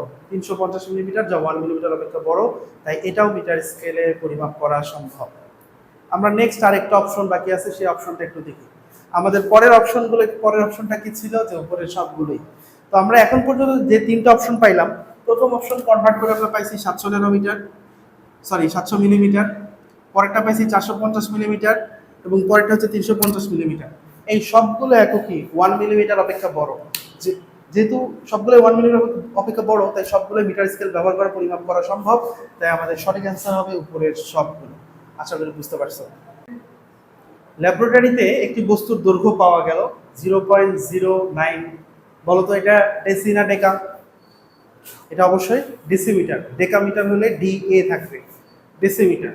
মিটার স্কেলের পার্ট কত হবে? আচ্ছা, মিটার স্কেলে যদি আমরা পরিমাপ করি তাহলে কি হবে? আমরা অপশনগুলো একটু পড়ি। সরাসরি 9 নম্বর মিলিমিটার দাগে মিলবে, সরাসরি 9 নম্বর মিলিমিটার দাগের সাথে মিলবে। এরপরে বলছে কি সরাসরি 90 মিলিমিটার দাগে মিলবে। এরপরে বলছে এটি 9 এবং 90 মিলিমিটার দাগের ঠিক মাঝখানে পড়বে, এবং এরপরে বলছে এটি মিলিমিটারে ছোট হয় মাপা যাবে না। তার মানে এখানে আমাদের কাছে যে অপশনগুলো আছে এই সবগুলো অপশন মিলিমিটার কেন্দ্রিক। তাহলে আমরা আমাদের কাছে যে মানটা দেওয়া আছে সেটাকে আগে মিলিমিটারে কনভার্ট করি। তো দেখো মিলিমিটারে যদি আমরা কনভার্ট করতে চাই আছে কি বলতো, ডেসি আছে, হচ্ছে আমাদের কাছে ডেসি। তাহলে ডেসি থেকে মিলিমিটার কত ডিজিট ছোট বা বড় বলো তো? আগে বলো ডিসি বড় না মিলিমিটার বড়, বলো। নিজে নিজে একটু চিন্তা করো, ডেসি বড় না মিলিমিটার বড়। দেখো ডেসি আছে এখানে, মিলি আছে এখানে। ডেসি 10⁻⁻1, মিলি 10⁻³ তাহলে অবশ্যই ডিসি বড়। ডেসি যদি বড় হয় এখন দেখতে হবে তাহলে আমরা আমাদেরকে বড় একক থেকে ছোট এককে যেতে হবে, একক ছোট করতে হবে। একক ছোট করলে সংখ্যা কি হবে, বড় হবে, গুণ করতে হবে। গুণ করার জন্য কত দিয়ে গুণ করব? ডেসি থেকে মিলি পর্যন্ত, ডেসি থেকে মিলি পর্যন্ত কত ডিজিট পার্থক্য? ডেসি এখান থেকে যদি আমরা শুরু করি 1 2, অনলি 2 ডিজিটের পার্থক্য। তার মানে আমরা 1 লিখে 2টা শূন্য অর্থাৎ 100 দিয়ে গুণ করতে হবে। তাহলে আমাদের সংখ্যাটা কি ছিল? আমাদের সংখ্যাটা ছিল হচ্ছে 0.09 ডেসিমিটার। এটাকে যদি আমরা মিলিমিটারে কনভার্ট করতে চাই তাহলে 0.09 ইন্টু 1 লিখে 2টা শূন্য মিলিমিটার। ওকে, তাহলে এটাকে কনভার্ট করলে 0.2 ঘর ডান দিকে যাবে। 0.2 ঘর ডান দিকে গেলে এখানে আসবে, এখান থেকে এখানে আসবে, অর্থাৎ 9 মিলিমিটার। কত হবে? 9 মিলিমিটার। ওকে, তাহলে 9 মিলিমিটার যদি হয় এখন আমরা দেখি এটার সাথে কোন অপশনটা মিলে যায়। প্রথম অপশনটাই আছে কি দেখো, সরাসরি 9 নম্বর মিলিমিটার দাগে মিলবে। যেহেতু বস্তুর দৈর্ঘ্য 9 মিলিমিটার তাহলে স্বাভাবিকভাবেই মিটার স্কেলের 9 মিলিমিটারের যে দাগটা আছে সেটার সাথে মিলে যাবে। ব্যাস হয়ে গেল। সঠিক উত্তর কোনটা হবে? প্রথমটা, বাকিগুলোর দেখারই দরকার নেই। ওকে, এরপরে আসো পরের কোশ্চেন। কোন মহাজাগতিক বা তাত্ত্বিক হিসাবে একটি মান পাওয়া গেল, সে মানটা কত? 0. অনেকগুলো শূন্য, 1 2 3 4 5 6 7 8টা শূন্য। ওকে, তারপর 5 মেগামিটার। এমতে কি বোঝায়? Mega metre. মিটার স্কেলের সাহায্যে এই দৈর্ঘ্যটি কি মাপা যাবে? তার মানে কি এটাকে আমাদের মিলিমিটারে কনভার্ট করতে হবে। সবগুলা মিলিমিটারে কনভার্ট করছি আমরা, সবগুলো মিলিমিটারে কনভার্ট করতে হচ্ছে। তাহলে আমার মনে হয় তোমরা আর কিছুক্ষণ পর মিলিমিটার এটা খুব ইজিলি ভিজুয়ালাইজ করতে পারবা। দেখো এতগুলো ম্যাথ করানোর উদ্দেশ্য কি? এই ম্যাথগুলো করানোর উদ্দেশ্য হচ্ছে তুমি যখন এই 2 3 4টা ম্যাথ করতেছো, 2 3 4টা ম্যাথ করানোর পরে অটোমেটিক তোমার মাথায় যেন একটা মানে কাল্পনিক একটা প্যাটার্ন তৈরি হয়ে যায়। ওকে, তাহলে এইভাবে আমি করতে পারবো। কারণ এইটা যদি এরকম হয়, এটার থেকে একটু চেঞ্জ করে যদি এরকম হয় তাহলে এইটা কিরকম হবে? এই যে এই ব্যাপারগুলোর জন্য একটা কাল্পনিক দৃশ্যমান একটা মানে অবস্তুগত কিন্তু দৃশ্যমান, হ্যাঁ, কেউ বুঝবে না, কেউ দেখবে না, কিন্তু তুমি তোমার মনের ক্যানভাসে এগুলো দেখতে পারবা যে এরকম ভাবে আমি করবো। এই ভিজুয়ালাইজটা নিয়ে আসা, তো তোমরা এই ব্যাপারটা প্র্যাকটিস করবা। ওকে, তাহলে দেখো মেগা থেকে আমরা যাব মিলিতে। এখন আমরা একটু পার্থক্য বোঝার চেষ্টা করি। এবার একটু চার্ট ছাড়া আমরা একটু বোঝার চেষ্টা করি, তারপরে চার্ট দেখবো। মেগার পরে কি আছে বলতো? ডেকা হেক্টো কিলো মেগা। ডেকা হেক্টো কিলো মেগা। দেখো ডেকা, আচ্ছা বর্ণটা আগে লিখি, ডেকা হেক্টো কিলো মেগা। ঠিক আছে, মেগা আছে এখানে। আচ্ছা, আমরা যাব কোথায়? আমরা যাব হচ্ছে মিলিতে। ডেকার পরে একটা আছে যেটা কিন্তু এখানে লেখা হয় না, 10⁻⁻0। তারপরে আছে হচ্ছে ডেসি, সেন্টি, মিলি। ঠিক আছে, ডেকা হচ্ছে 10⁻1, হেক্টো হচ্ছে 10⁻2 বা স্কোয়ার, কিলো হচ্ছে 10 কিউব, আর মেগা হচ্ছে 3টা ঘর পর পাওয়ার কিন্তু 3 করে বাড়ে, অর্থাৎ এটা হবে 10⁻6। আর এদিকে এটা তো 1। এরপরে ডেসি, ডেসি হচ্ছে 10⁻⁻1, সেন্টি হচ্ছে 10⁻⁻2, মিলি হচ্ছে 10⁻⁻3। দেখো এবারে হিসাবটা আমরা চার্ট ছাড়া করলাম। এরপর এই হিসাবটাও আমরা মনে মনে করব। এই হিসাবটাও আমরা আমাদের অন্তরের চক্ষু দিয়ে দেখে করবো, ভিজুয়ালাইজ করে করবো। ঠিক আছে, আমাদেরকে আস্তে আস্তে পুরা জিনিসটা, যেমন ধরো তুমি ছোটবেলায় শিখছো 3 আর 2 5 হয়। এখন কি আর গোনা লাগে? 1 2 3, এই 3টা নোক আর এই দুইটা নোট, তাহলে কত হলো 1 2 3 4 5, এরকম করে করা লাগে লাগে না? তোমার সাবকনসিয়াস মাইন্ডে অটোমেটিক্যালি ক্যালকুলেট হয়ে যায় এবং তুমি বলে ফেলো, ঠিক আছে? ঠিক সেরকম অতটা অতটা ইজিলি না হলেও আমাদের সাবকনসিয়াস মাইন্ড ওইভাবে ট্রেন করাতে হবে যেন এইগুলাকে খুব ইজিলি ভিজুয়ালাইজ করতে পারে এবং অ্যাপ্লাই করতে পারে, ঠিক আছে? ওকে, তাহলে এখন আসো, তাহলে এখন আমরা মেগা থেকে মিলি পর্যন্ত যদি আমরা মানে দূরত্বটা দেখি কত ডিজিটের পার্থক্য, তাহলে এখান থেকে 6 থেকে এই পর্যন্ত আসলে এই 6 থেকে এই পর্যন্ত যদি আমরা আসি, আচ্ছা এখান থেকে দেখি, হ্যাঁ এখান থেকে যদি আমরা শুরু করি তাহলে 1 2 3 4 5 6, আর এইখান থেকে এই পর্যন্ত হচ্ছে 3, 6 থেকে কত হয় 9, বুঝতে পারছো? 6 থেকে 9, তার মানে 9 ডিজিটের পার্থক্য। আমরা এককটাকে তাহলে এককটা যা আছে আমাদের, সরি আগের ম্যাথটা আমি এখানে এখনো লিখে রাখছি, আগের ম্যাথটা মিশায়ে আমাদের এখন যে সংখ্যাটা আছে সেই সংখ্যাটা একটু তুলি, সেটা হচ্ছে 0.1 2 3 4 5 6 7 8টা, 1 2 3 4 5 6 7 8, 5 মেগা মিটার।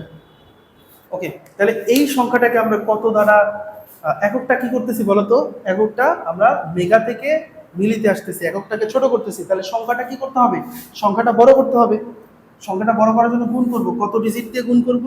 1 লিখে কতগুলো ঘর হইলে কত ডিজিট হইলো এখানে বলো তো? 9টা। এই যে এখান থেকে শুরু করলে 1 2 3 4 5 6, আর এইটুকু পার্থক্য হচ্ছে 3, 6 আর 3 9। ওকে, তাহলে এটা দিয়ে আমরা গুণ করবো, চলো গুণ করি। 0 পয়েন্ট যা আছে 1 2 3 4 5 6 7 8 গুণন 1 2 3 4 5 6 7 8 9। ওকে, তাহলে গুণফলটা কত হবে? যতগুলো শূন্য আছে দশমিক তত ঘর ডান দিকে যাবে, শূন্য আছে এখানে 9টা, এখানে আছে 8টা, তাহলে যদি একবারে আমরা এখানে নিয়ে আসি তাহলে 8 ঘর এদিকে আসলো। ও আচ্ছা, এখানে 5টা হারাই গেছে, 5 5। ওকে, একবারে যদি আমরা এখানে আসি তাহলে 8 ঘর ডান দিকে আসলো, এখানে যদি নিয়ে আসি 9 ঘর ডান দিকে আসলো, ঠিক আছে? তাহলে আসবে হচ্ছে 5 মিলিমিটার। বুঝতে পারছো কিনা দেখো তো? 5 মিলিমিটার অবশ্যই 1 মিলিমিটার অপেক্ষা বড়, তাই এটাও মিটার স্কেলে ব্যবহার করে পরিমাপ করা সম্ভব। হ্যাঁ, কারণ এর মান 5 মিলিমিটারের সমান, প্রথমটাই আনসার, তাই আর বাকিগুলো দেখার দরকার নেই। আশা করি বুঝতে পারছো। আমরা এর পরের প্রশ্নটা দেখি। পরের প্রশ্নটা একটু খেয়াল করো। অতি ক্ষুদ্র কণার ব্যাসার্ধ পরিমাপে 4.5 পিএম, পি কি বলতো? পিকোমিটার। 4.5 পিকোমিটার পাওয়া গেল। মিটার স্কেলের সাপেক্ষে এই মানটির অবস্থান কেমন হবে? মিটার স্কেলের সাপেক্ষে এই মানটির অবস্থান কেমন হবে? তাহলে আমাদের এখন পিকোমিটার থেকে মিলিমিটার যেতে হবে। পিকো কোথায় ছিল বলতো? Deci centi milli micro nano pico, deci centi milli, deci centi milli micro nano pico. আমাদের যে মানটা দেওয়া আছে সেটা হচ্ছে 4.5 পিকোমিটার। এই 4.5 পিকোমিটারকে কিসে কনভার্ট করতে হবে? কনভার্ট করতে হবে হচ্ছে মিলিমিটারে কনভার্ট করতে হবে। তাহলে মিলিমিটারে কনভার্ট করার জন্য আমাদের কি করতে হবে দেখো, যে এককটা আমাদের, যে সংখ্যাটা আমাদের কাছে দেওয়া আছে, আমাদের যা দেওয়া আছে সেখান থেকে আমরা 9 ডিজিট বড় করতেছি। 9 ডিজিট বড় করতে চাইলে একক যেহেতু বড় করতেছি সংখ্যা হবে ছোট, আর সংখ্যা ছোট করার জন্য আমরা 1 লিখে 9টা শূন্য, 1 লিখে কয়টা 3 3 6 আর 3 9টা শূন্য, এটাতে ভাগ করে দিব। তাহলে এটাতে যদি আমরা ভাগ করে দেই, দেখো এটাতে ভাগ করার কিন্তু আরেকভাবে করা যায়, সেটা হচ্ছে কি 4.5 ডিভাইডেড বাই 10 টু দি পাওয়ার 9 বা 4.5 ইন্টু 10 টু দি পাওয়ার -9, ঠিক আছে? তার মানে 10 টু দি পাওয়ার -9 করে দিলেই কিন্তু এটা কি হয়ে গেল বলো তো? পিকোমিটার থেকে মিলিমিটারে কনভার্ট হয়ে গেল। এই লাইনগুলো আশা করি বুঝতে পারছি। লাইনগুলো বুঝছো না? এখানে আমরা কি করছি, 1 লিখে 9টা শূন্য ছিল, সেটাকে লিখছি 10 to the power -10 to the পাওয়ার 9। এবার 10 টু দি পাওয়ার 9টা যেহেতু নিচে ছিল সেটাকে উপরে নেওয়ার জন্য পাওয়ারটাকে মাইনাস করে দিয়েছি, হয়ে গেল 4.5 into 10 to the power -9 millimetre. তো এই সংখ্যাটা অবশ্যই মিলিমিটার থেকে অনেক ছোট। ওকে, তো এরপরে নেক্সট যে প্রবলেমগুলো আছে এইগুলো তোমরা সমাধান করবা। এই যে কোশ্চেন এখানে দেওয়া আছে, এইটা সমাধান করে অ্যান্সারটা কমেন্ট বক্সে জানাবা, দেখা যাক কে কে পারে। তাহলে আমি বুঝতে পারবো যে হ্যাঁ আমি তোমাদেরকে এখন যা শেখাইলাম সেগুলো তোমরা ঠিকঠাক শিখতে পারছো বা বুঝতে পারছো। ওকে, এগুলো অবশ্যই করবা। এই যে আমি প্রশ্নগুলো কিছুক্ষণের জন্য দেখাচ্ছি, তুমি ভিডিও এখানে পজ করে রেখে ভিডিও আটকে রেখে তুমি কোশ্চেনগুলো সলভ করবা। এটা 7 নম্বর প্রবলেম।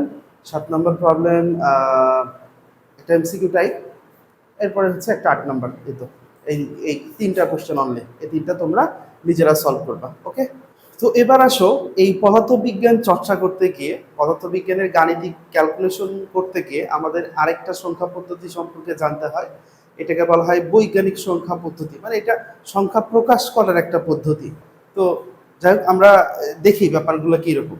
তো এই সংখ্যা পদ্ধতিতে আমি যদি সহজ করে, শুধু তোমাদের বোঝার জন্য করে সহজ করে বলি, এই সংখ্যা পদ্ধতির মাঝখানে একটা গুণন থাকবে। এবার প্রথম অংশ খেয়াল করো, গুণনের বাম পাশে কেবল একটি অশূন্য সংখ্যা থাকবে। তাহলে এই যে গুণনটা আছে, এই গুণনের বাম পাশে একটা অশূন্য সংখ্যা থাকবে, আর গুণনের ডান পাশে 10-এর উপর একটি পাওয়ার বা সূচক বা যে কোনো পূর্ণ সংখ্যা হতে হবে, এটি ধনাত্মক অথবা ঋণাত্মক হতে পারে। তাহলে এবার এই গুণনের ডান পাশে কি হবে বলতো? গুণনের ডান পাশে অবশ্যই একটা জিনিস ফিক্স, সেটা হচ্ছে একটা 10 থাকবে, অর্থাৎ একটা 10 থাকবে। 10-এর উপরে একটা সূচক বা পাওয়ার থাকবে। অর্থাৎ আমরা বলতে পারি এই সংখ্যার দুইটা অংশ, একটা হচ্ছে গুণনের বাম পাশে একটা অশূন্য সংখ্যা, আর ডান পাশে হচ্ছে 10-এর সূচক। এখন এই 10-এর সূচক প্লাস মাইনাস বা যে কোনো কিছু হতে পারে। আমরা একটা সংখ্যা চিন্তা করি, মনে করো আমরা গুণনের বাম পাশে যে সংখ্যা সেটা চিন্তা করলাম 5, এবার গুণন, এবার 10-এর সূচক, 10-এর সূচকের উপরে সূচক যেটা, এটা হচ্ছে 2 দিলাম মনে করো, ব্যাস। তাহলে এইটাই হচ্ছে আমাদের বৈজ্ঞানিক সংখ্যা পদ্ধতিতে প্রকাশ করা একটা সংখ্যা। এইটা ইকুয়ালস টু এটা আসলে কত, এটা আসলে কি? দেখো, আমরা 5 ইন্টু 10 স্কোয়ার, 10 স্কোয়ার মানে কত? 100। 5 ইন্টু 100 মানে হচ্ছে 500। অর্থাৎ যদি কখনো 500 লেখা থাকে, তখন সেটাকে আমরা 5 ইন্টু 10 স্কোয়ার আকারে লিখতে পারবো। ঠিক আছে, এই ঝামেলাটা করার কি দরকার? এত সুন্দর সংখ্যা 500, সেটাকে এত জটিল করে প্রকাশ করার কি দরকার? 5 ইন্টু 10 স্কোয়ার, এটা কেন দরকার? সহজ জিনিসকে আমরা জটিল করে প্রকাশ করতেছি কেন? আসলে আমরা সহজ জিনিস জটিল করে প্রকাশ করতেছি কারণ সহজ জিনিস আর সহজ থাকবে না, সহজ জিনিস এর থেকেও কঠিন হয়ে যাবে। এর থেকেও যখন কঠিন হয়ে যাবে, তখন ওইটার সাপেক্ষে এটা সহজ হবে। আমার কথা বুঝতে পারছো কিনা? না বুঝলেও কোনো সমস্যা নেই। চলো এখন আমরা দেখি এই সংখ্যাটাকে কিভাবে কনভার্সন করা যায়, মান ঠিক রেখে কিভাবে পরিবর্তন করা যায়। ঠিক আছে, একটা জিনিস খেয়াল করো, আমরা এখনই দেখলাম এই সংখ্যার দুইটা অংশ, একটা হচ্ছে গুণনের বাম পাশে একটা, আর একটা হচ্ছে গুণনের ডান পাশে একটা। এখন পরিবর্তন করলে এই দুই জায়গায় পরিবর্তন করা হতে পারে।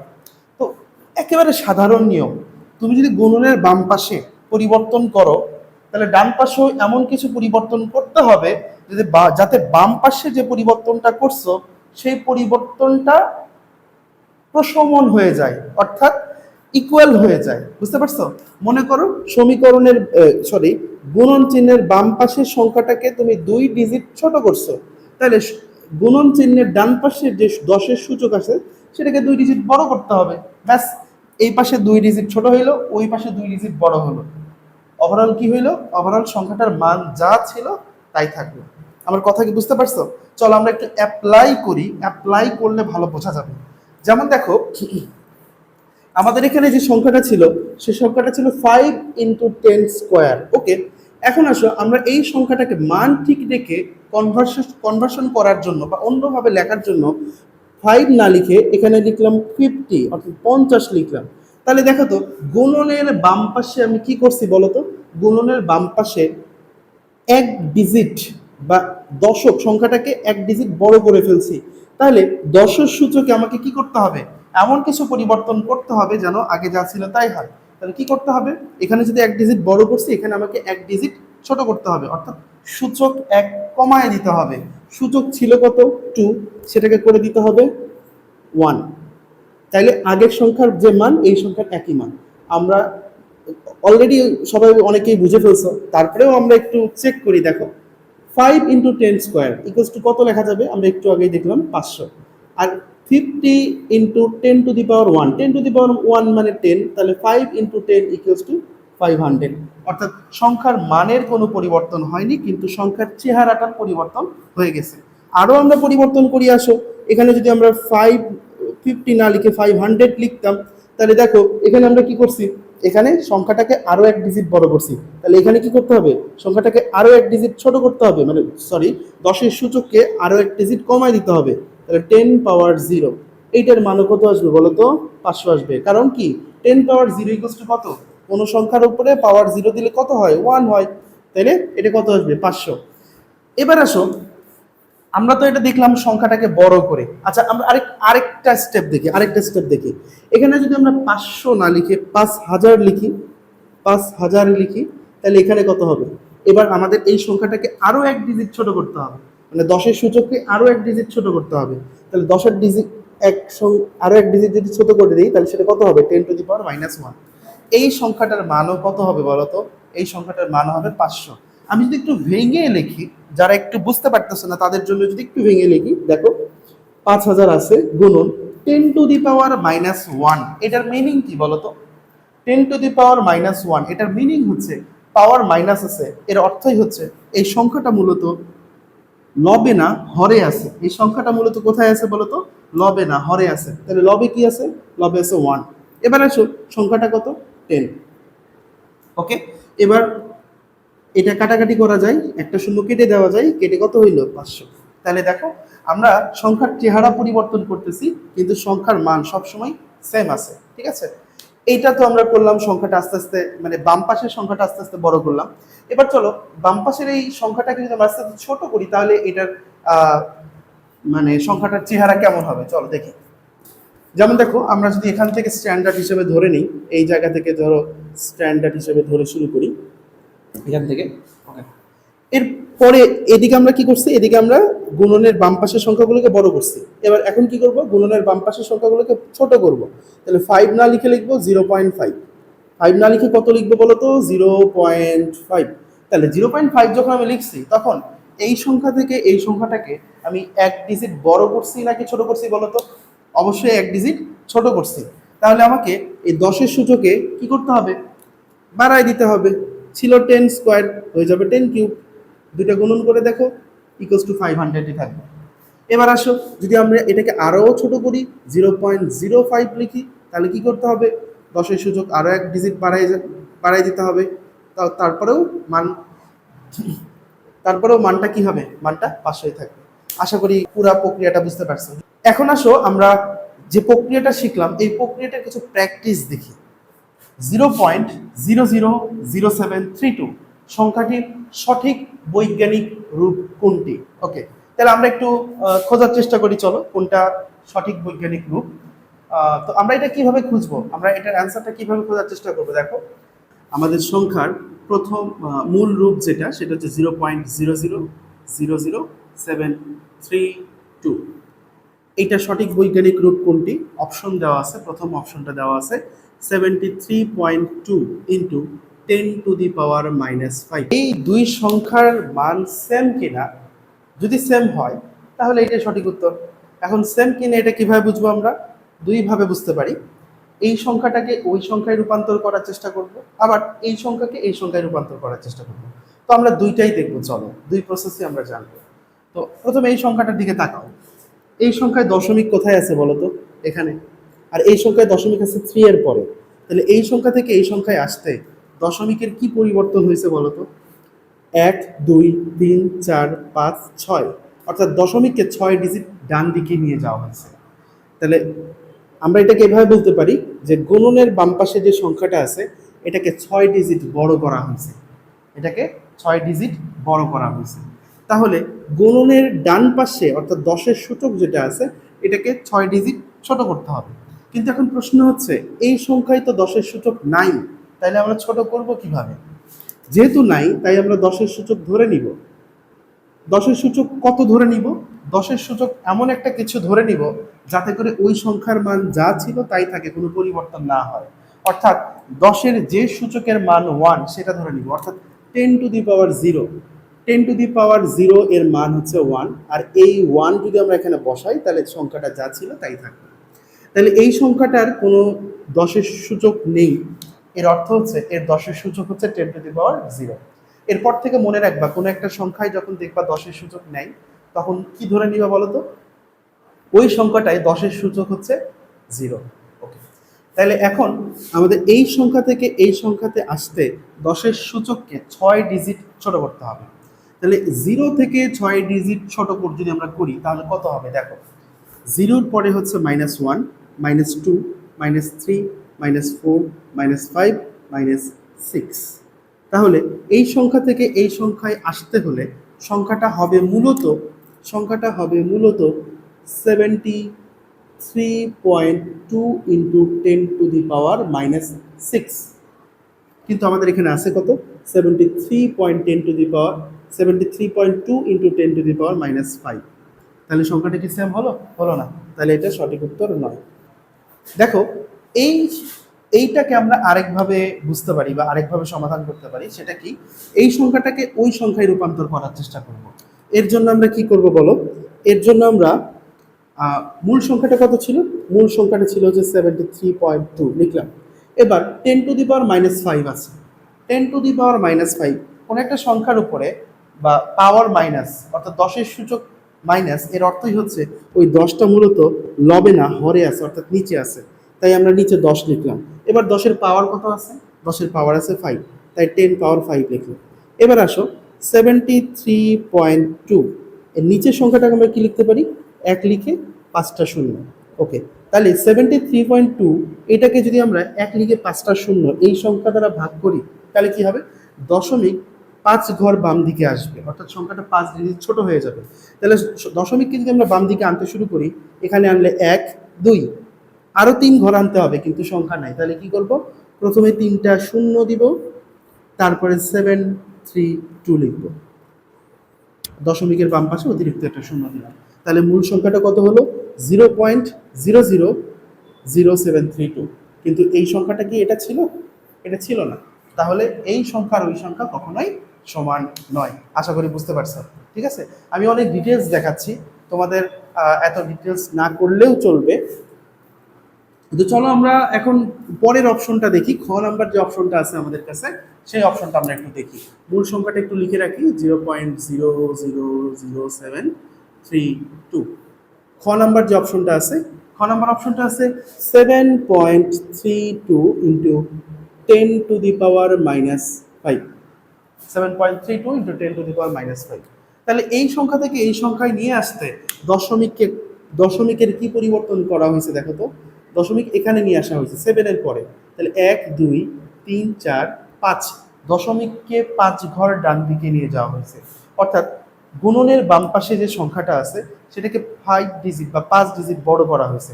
তাহলে আমাদের 10-এর সূচককে 5 ডিজিট ছোট করতে হবে। তাহলে এই সংখ্যায় 10-এর সূচক কত আছে বলো তো? বলছিলাম কোন একটা সংখ্যায় যদি 10-এর সূচক না থাকে তাহলে সেই সংখ্যায় 10-এর সূচক 10⁻0 ধরে নিবা। এবার 10-এর সূচক 10⁻0 থেকে যদি আমরা 5 ঘর ছোট করি তাহলে কত হবে দেখো। 10⁻0, 0-র আগে হচ্ছে -1, -2, -3, -4, -5। তাহলে কত আসতেছে বলো তো? আসতেছে হচ্ছে 10⁻⁻5। দেখো এখানে অলরেডি কত আছে? 10⁻⁻5 আছে। তাহলে এইটাই হচ্ছে আমাদের সঠিক উত্তর। এবার এই সংখ্যাটাকে যদি আমরা ওই সংখ্যায় কনভার্ট করার চেষ্টা করি তাহলে দেখো, মূল সংখ্যাটা হচ্ছে 7.32, 10⁻⁻5 মানে হচ্ছে নিচে হবে 1 লিখে 5টা শূন্য। এবার এই সংখ্যা দিয়ে যদি 7.32কে আমরা ভাগ করি তাহলে দশমিক 5 ঘর বাম দিকে যাবে। তাহলে দশমিক যদি 5 ঘর বাম দিকে যায়, এই যে একটা বাম দিকে আসলো, একটা বাম দিকে আসার পরে আর কোনো সংখ্যা নাই। তাহলে আরও 4টা বাম দিকে আসতে হবে। তাহলে আমরা প্রথমে 4টা শূন্য দিয়ে নিব, তারপরে 732 নিব, এই সামনে হবে দশমিক, প্রথমে একটা অতিরিক্ত শূন্য দিয়ে নিলাম। তাহলে দেখো এই সংখ্যা আর আমাদের মূল সংখ্যা হুবহু সেম। তাই আমরা বলতে পারি খ নাম্বারটাই হচ্ছে আমাদের কোশ্চেনের সঠিক উত্তর। আশা করি বুঝতে পারছো। আচ্ছা, এর পরের কোশ্চেনটা আমরা একটু দেখি। এর পরের কোশ্চেনে কি বলছে? পরের কোশ্চেন বলছে 6.5 ইন্টু 10⁻4 কে সাধারণ সংখ্যায় প্রকাশ করলে কত হবে? তো আশা করি তোমরা এটা পারবা। ঠিক আছে, তোমরা এটা পারবা। আমি এটা মানে ম্যাথে বোর্ডে হাত না দিয়ে করার চেষ্টা করি। আসো তোমরাও আমার সাথে প্র্যাকটিস করো। হ্যাঁ, দেখো এখানে কিন্তু মেইন পড়াটা কিন্তু আমার না, এখানে মেইন পড়াটা হচ্ছে তোমার। আমি তোমার মাইন্ড ট্রেনার, আমি তোমার মাইন্ডকে ট্রেন করতেছি, আমি তোমার ব্রেইনকে ট্রেন করতেছি যে কিভাবে চিন্তা করতে হয়, কিভাবে ক্রিটিক্যাল থিঙ্কিং করতে হয়, কিভাবে প্রবলেম সলভিং করতে হয়। তো তুমি যদি এটা এই ভিডিওগুলোকে জাস্ট খালি মুভির মতো দেখে যাও আর ফিলিংস নাও, তাইলে কিন্তু কাজ হবে না। খাতা কলম নিয়ে বুঝতে হবে, প্র্যাকটিস করতে হবে, চিন্তা করতে হবে, যেটা করতে বলবো সেটা করতে হবে, ঠিক আছে? তাহলে আসো আমরা এটা মনোযোগ দাও, মনোযোগ দিয়ে একটু দেখো তো আমাকে এটা পারি কিনা আমরা। ওকে, সংখ্যাটা কি? 6.5 ইন্টু 10⁴। এই সংখ্যাটাকে সাধারণ সংখ্যায় প্রকাশ করতে হবে। 10⁴ মানে কি বলতো? মনের চোখে দেখো, মনের ক্যানভাসে দেখো, ঠিক আছে? 10⁴ মানে কি? এক লিখে 4টা শূন্য। ওকে, এক লিখে 4টা শূন্য। এবার 6.5 কে এক লিখে 4টা শূন্য এরকম সংখ্যা দ্বারা যদি গুণ করা হয়, তাহলে কি হবে? যে কয়টা শূন্য আছে দশমিক তত ঘর ডান দিকে যাবে। তাহলে 6.5 থেকে দশমিক ডান দিকে নিয়ে যাও, এখান থেকে এখানে নিয়ে আসলে এক ডিজিট সামনে ডান দিকে নিয়ে যাওয়া হলো। আমাদের অতিরিক্ত আরো 3টা ডিজিট সামনে নিয়ে যেতে হবে, কিন্তু কোনো সংখ্যা নাই। তাহলে এই 3টা ডিজিট আমরা কি দিব? শূন্য দিব। তাহলে আমাদের মূল সংখ্যাটা কেমন দাঁড়াচ্ছে? 65000, অর্থাৎ 65,000। অর্থাৎ এই প্রথমটাই হচ্ছে আমাদের কোশ্চেনের অ্যান্সার। আশা করি বুঝতে পারছো। হ্যাঁ, 4,50,00,000 মিটার দৈর্ঘ্যকে বৈজ্ঞানিক পদ্ধতিতে প্রকাশ করলে কোনটি সঠিক? তাহলে মূল সংখ্যাটা আমরা একটু লিখে নিই। মূল সংখ্যাটা হচ্ছে 4, 5, 6টা শূন্য, 1, 2, 3, 4, 5, 6। ওকে, এইটা হচ্ছে আমাদের মূল সংখ্যা। এবার ক নাম্বার অপশন কি আছে? আমাদের ক নাম্বার অপশন আছে 45 ইন্টু 10⁶। 45 ইন্টু 10⁶। তাহলে দেখো তো এই সংখ্যার দশমিক কোথায় বলো তো? এই সংখ্যাটার দশমিক কোথায়? এই সংখ্যাটার দশমিক তো নাই। দশমিক নাই মানে দশমিকটা এখানে আছে। আমরা কি এভাবে লিখতে পারি না? হ্যাঁ, লিখতে পারি। তাহলে আমরা বলতে পারি দশমিকটা এখানে আছে। তো আর এই সংখ্যার আমরা যদি গুণন বাদ দিয়ে এই সংখ্যাটা শুধু বাম পাশ চিন্তা করি, এই সংখ্যাটার দশমিক কোথায় বলো তো? এই সংখ্যাটার দশমিক হচ্ছে 45 এর পর। মানে আমরা যদি 45-কে এভাবে লিখতাম 45.00 ইন্টু 10⁶, লেখা কি যেত না? অবশ্যই লেখা যেত। তার মানে আমরা বলতে পারি এই সংখ্যায় দশমিক আছে হচ্ছে এই জায়গাতে। তাহলে এই সংখ্যাতে আনতে দশমিকের কি পরিবর্তন করা হয়েছে দেখো তো? 1, 2, 3, 4, 5, 6। দশমিককে 6 ডিজিট বাম দিকে নিয়ে আসা হয়েছে। দশমিককে 6 ডিজিট বাম দিকে নিয়ে আসলে সংখ্যাটা ছোট হয়ে যায়। তাহলে বাম পাশের সংখ্যাটাকে যেহেতু 6 ডিজিট ছোট করা হয়েছে, তাহলে ডান পাশের যে 10-এর সূচক থাকে সেটাকে 6 ডিজিট বড় করতে হবে। তো আমাদের এই সংখ্যায় কোনো ডিজিট 10-এর সূচক নাই। তো বলছিলাম যখন 10-এর সূচক থাকবে না তখন আমরা মনে মনে সেখানে 10-এর সূচক 10⁻0 ধরে নিব। তাহলে যদি এখানে 10-এর সূচক 10⁻0 থাকে এবং 10⁻0 থেকে যদি আমরা 10-এর সূচককে 6 ডিজিট বড় করি, তাহলে কত হয়?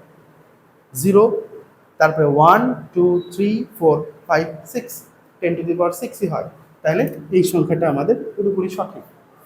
এরপরে আসো 4 নম্বর কোশ্চেনটা দেখো। একটি ভাইরাসের দৈর্ঘ্য 0.000000 কয়টা জিরো? 1, 2, 3, 4, আচ্ছা 1, 2, 3, 4, 5, 6। ওকে, 0.00000003 মিটার। ওকে, বৈজ্ঞানিক পদ্ধতিতে এর মান কত হবে? তো প্রথম ক নাম্বার অপশনটা দেখো। প্রথম ক নাম্বার অপশনটা হচ্ছে 3।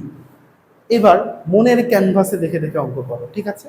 দেখো দশমিক ছিল কোথায়? এখানে। এই সংখ্যাতে রূপান্তর করার সময় দশমিক কোথায় নিয়ে গেছে বলতো? দশমিকটা নিয়ে গেছে 3 এর পরে, এখানে নিয়ে আসছে। যেহেতু শুধু 3 লিখছে, তাহলে দশমিকটাকে নিয়ে গেছে 3 এর পরে। তাহলে দশমিককে কত ঘর ডান দিকে নিয়ে যাওয়া হলো? 1, 2, 3, 4, 5, 6, 7। দশমিককে 7 ঘর ডান দিকে নিয়ে গেলে সংখ্যাটা 7 ডিজিট বড় হয়।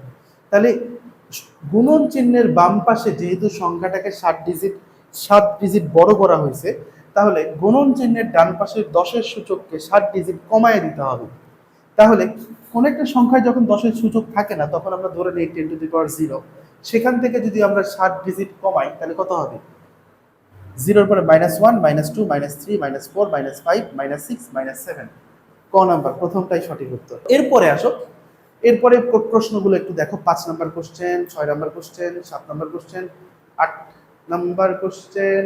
ওকে, এই বাকি কোশ্চেনগুলোর অ্যান্সার তোমরা নিজেরা সলভ করবা এবং সলভ করে এগুলোর অ্যান্সার কমেন্ট বক্সে লিখবা, ঠিক আছে?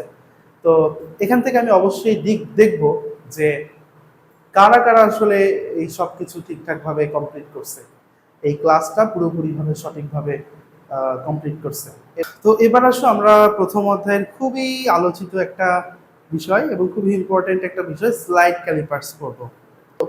এই স্লাইড ক্যালিপার্সের মূল বেসিকটা, একদম ভেতরের ডিপ বেসিকটা অনেকেই বোঝে না, বা অনেকেই নাকি অনেক কষ্ট করে বুঝতে চায় না। তো আমি আশা করি ইনশাল্লাহ যদি কেউ আজকের এই ক্লাসটা শুরু থেকে শেষ পর্যন্ত একদম মনোযোগ দিয়ে বোঝে, ইনশাল্লাহ তার কখনো আর স্লাইড ক্যালিপার্স নিয়ে আর কোনো প্রশ্ন থাকবে না এবং কোনো কনফিউশন থাকবে না এবং ক্লিয়ারলি বুঝবে। তো এর জন্য অবশ্যই মনোযোগ দিতে হবে, ঠিক আছে? একটু গভীর মনোযোগ দিতে হবে, খুব বেশি ক্রিটিক্যাল জিনিস না। কিন্তু তারপরেও কেন আমরা এটা ভয় লাগে এবং ভুলে যাই, এর কারণটা হচ্ছে কঠিন জিনিস আমাদের মাথায় একটু কম থাকতে চাই, কিছুদিন পর পর হয়তো বা ভুলে যাইতে পারো, বা মাথায় একদম প্রপারলি না হয়ে থাকতে পারে। তখন তুমি কি করবা, তোমার খাতায় নোট করে রাখবা, তোমার খাতার নোটটা একবার রিভিশন দিবা, অথবা এই ভিডিওটা আরেকবার রিভিশন দিবা, তাইলে দেখবা যে একদম পানির মতো ক্লিয়ার হয়ে গেছে। এবং তখন এমন হবে দ্বিতীয়বার যখন তুমি ভিডিওটা দেখবা, জাস্ট 2x দিয়ে তুমি যদি দেখো, তাও দেখবা যে তুমি সবকিছু ইজিলি বুঝতে পারতেছো। বুঝতে পারছো? ওকে, তাহলে আসো, প্রথম প্রশ্ন, প্রথম কথা হচ্ছে স্লাইড ক্যালিপার্স কেন দরকার। তো আমরা যখন মিটার স্কেল পড়তেছিলাম, মিটার স্কেলের একটা কথা বলা ছিল, সেটা হচ্ছে মিটার স্কেলের সবচেয়ে ছোট এক ঘরের মান হচ্ছে 1 মিলিমিটার। তাই মিটার স্কেল ব্যবহার করে 1 মিলিমিটারের চেয়ে ছোট অংশ পরিমাপ করা সম্ভব হয় না। এবং সেখানে আমরা পড়ছিলাম যে 1 মিলিমিটারের ছোট অংশ পরিমাপ করার জন্য ব্যবহার করা হয় স্লাইড ক্যালিপার্স। আচ্ছা, স্লাইড ক্যালিপার্স কি? পিয়েরে ভার্নিয়ার, বিজ্ঞানী পিয়েরে ভার্নিয়ার এই 1 মিলিমিটারের ছোট অংশ পরিমাপ করার জন্য একটা বিশেষ ধরনের স্কেল তৈরি করে। এই স্কেলটাকে বলা হচ্ছে স্লাইড ক্যালিপার্স। এই স্লাইড ক্যালিপার্সের দুইটা অংশ থাকে। দুইটা অংশ কি কি? স্লাইড ক্যালিপার্সের দুইটা অংশ থাকে। প্রথম অংশটা হচ্ছে প্রধান স্কেল।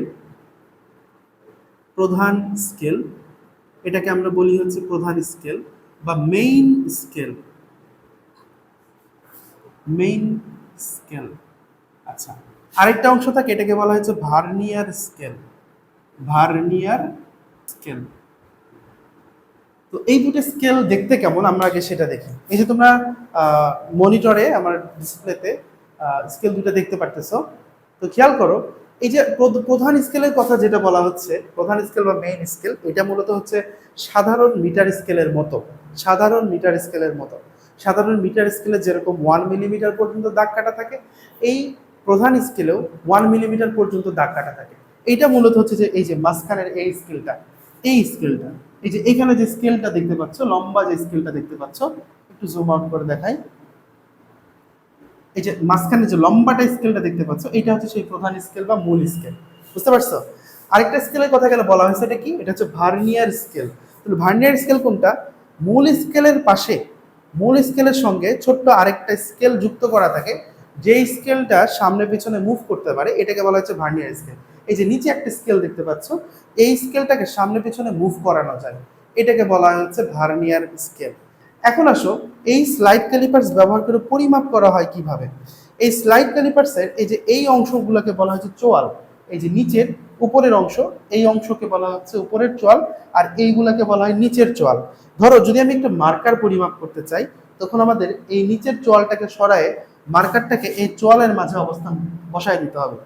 মার্কারটাকে এই চোয়ালের মাঝে বসায় দিয়ে, মার্কারটাকে এই চোয়ালের মাঝে বসায় দিতে হবে, বসায় দিয়ে এখান থেকে মান নিতে হবে। বুঝতে পারছো? আর যদি তুমি এরকম কোনো জিনিস পরিমাপ করো যে গোলাকার, সেই গোলাকার জিনিসের ভেতরের কোনো কিছু পরিমাপ করতে চাও, যেমন ধরো এই যে মার্কারের ভেতরের, এই যে মার্কারের ক্যাপ, এই মার্কারের ক্যাপের ভেতরের ক্ষেত্রফল বা ভেতরের ব্যাস পরিমাপ করতে চাচ্ছ, তখন এটাকে কি করতে হবে? তখন এটাকে এই যে উপরে যে চোয়ালটা আছে, এই দুই চোয়াল মার্কারের ক্যাপের মধ্যে প্রবেশ করায় দিতে হবে। মার্কারের ক্যাপের মধ্যে, একদম মার্কারের ক্যাপের মধ্যে ওই দুই চোয়াল প্রবেশ করায় দিয়ে মান নিতে হবে।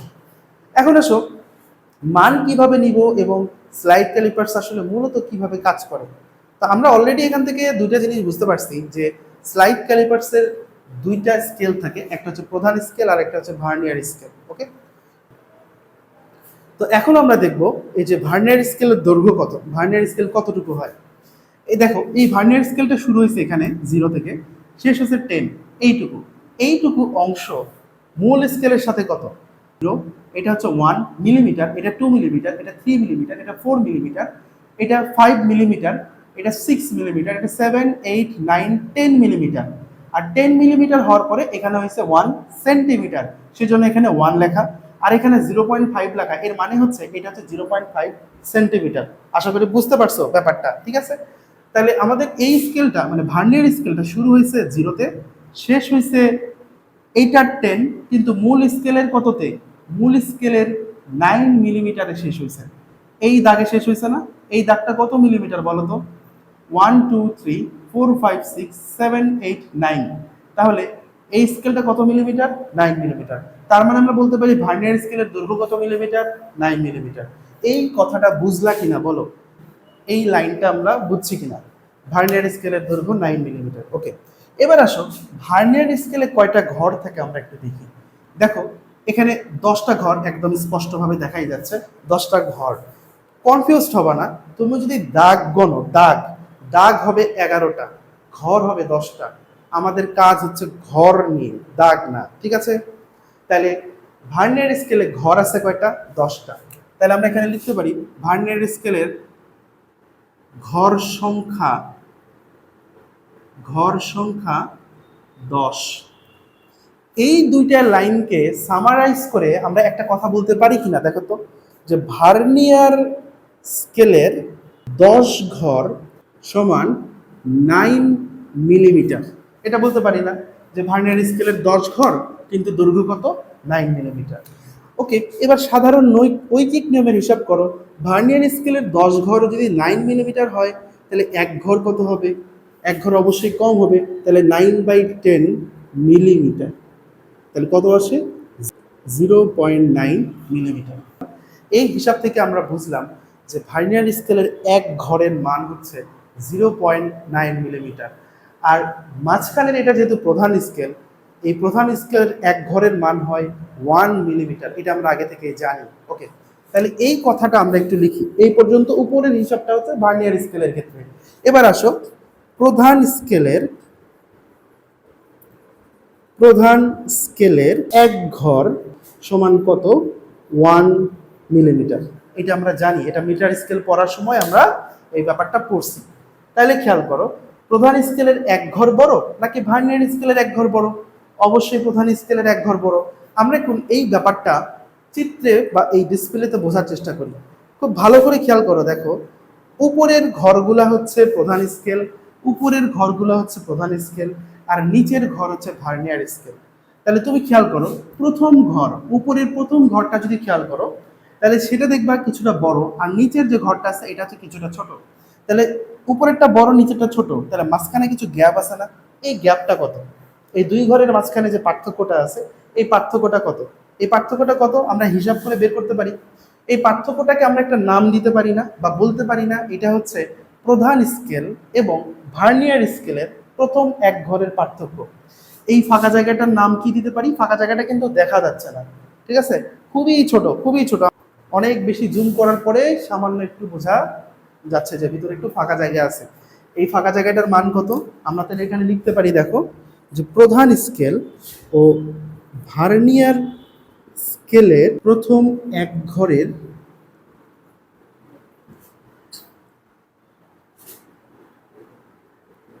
মানের পার্থক্য কত হবে বলো তো? প্রধান স্কেল হচ্ছে 1 মিলিমিটার, ভার্নিয়ার স্কেল হচ্ছে 0.9 মিলিমিটার। দুটো বিয়োগ করে দিব, 1 মাইনাস 0.9 মিলিমিটার। তাহলে এই দুটো বিয়োগ করলে কত আসবে? এই দুটো বিয়োগ করলে আসবে হচ্ছে 0.1 মিলিমিটার। বুঝতে পারছো কিনা? তার মানে আমরা বলতে পারি যে প্রধান স্কেলের প্রথম এক ঘর এবং ভার্নিয়ার স্কেলের প্রথম এক ঘর, এই দুই ঘরের মাঝখানে যে সামান্য একটা ছোট্ট ফাঁকা জায়গা, এই ফাঁকা জায়গাটার মান হচ্ছে 0.1। তাহলে এখন দেখো তো, প্রধান স্কেলের দুই ঘর এবং ভার্নিয়ার স্কেলের দুই ঘর, এই দুই ঘরের মাঝখানে যে গ্যাপটা আছে সেটা প্রথম ঘরের থেকে কম নাকি বেশি? বেশি। তাহলে ওই গ্যাপটা কত হবে? ওই গ্যাপটা হবে 0.1 ইন্টু 2। 3 নাম্বার ঘরের মাঝখানে যে গ্যাপটা আছে ওই গ্যাপটা আরেকটু বড় না? ওই গ্যাপটার মান কত হবে? এই যে 3 নাম্বার ঘরের যে গ্যাপটা, ওই গ্যাপটার মান কত হবে? 0.1 × 3। 4 নাম্বার ঘরের মাঝখানে গ্যাপটা আরো স্পষ্ট দেখা যাচ্ছে, এই গ্যাপটা কত হবে? 0.1 × 4। 5 নাম্বার ঘরের গ্যাপটা আরো স্পষ্ট, এই গ্যাপটা কত বলতো? 0.1 × 5। কেন গ্যাপগুলো বাড়তেছে? এই ব্যাপারটা একটু খুব ইজিলি বা খুব ভালোভাবে একটু বোঝাতে দেখো তো। মনে করো একটা ব্রেঞ্চে তোমরা 3জন বন্ধু বসছো, একজনের বসতে 12 ইঞ্চি জায়গা লাগে, তাহলে 3জনের বসতে 3 × 12 = 36 ইঞ্চি জায়গা লাগছে। এখন তোমাদের ওই বেঞ্চে অতিরিক্ত আরেকজন বন্ধু এসে বসতে যাচ্ছে, তাহলে 36 ইঞ্চি জায়গার মধ্যে তোমরা 3জন বন্ধু বসেছিলা, সেক্ষেত্রে প্রত্যেকের জায়গার পরিমাণ ছিল 12 ইঞ্চি। এখন ওই 36 ইঞ্চি জায়গার মধ্যে চতুর্থ আরেকটা বন্ধু এসে যদি বসতে চায়, তাহলে এখন কি আর 12 ইঞ্চি জায়গা নিতে পারবা প্রত্যেকে? বুঝতে পারছো? ভিজুয়ালাইজ করতে পারছো, রিয়েলাইজ করতে পারছো কি বলছি? না, এখন কিন্তু আর তুমি, যেহেতু 36 ইঞ্চি জায়গা এবার 4জন মিলে শেয়ার করতে হবে, এবার প্রত্যেকে কত ইঞ্চি জায়গা পাবা? প্রত্যেকে এবার 9 ইঞ্চি করে জায়গা পাবা। তাহলে যদি 9 ইঞ্চি জায়গা লাগে, তাহলে ব্রেঞ্চের একেবারে প্রান্তের দিকে যে আছে, ও যেহেতু এতক্ষণ 12 ইঞ্চি জায়গা নিয়েছিল, এখন 9 ইঞ্চি জায়গা নিতে হবে। 3 ইঞ্চি জায়গা কিন্তু ছেড়ে দিতে হবে, অর্থাৎ তাকে জড়সড় হয়ে বসে 3 ইঞ্চি নতুন জায়গা বের করে দিতে হবে। ব্যাস, এবার দ্বিতীয় বন্ধু যে মাঝখানে আছে সে কি করবে?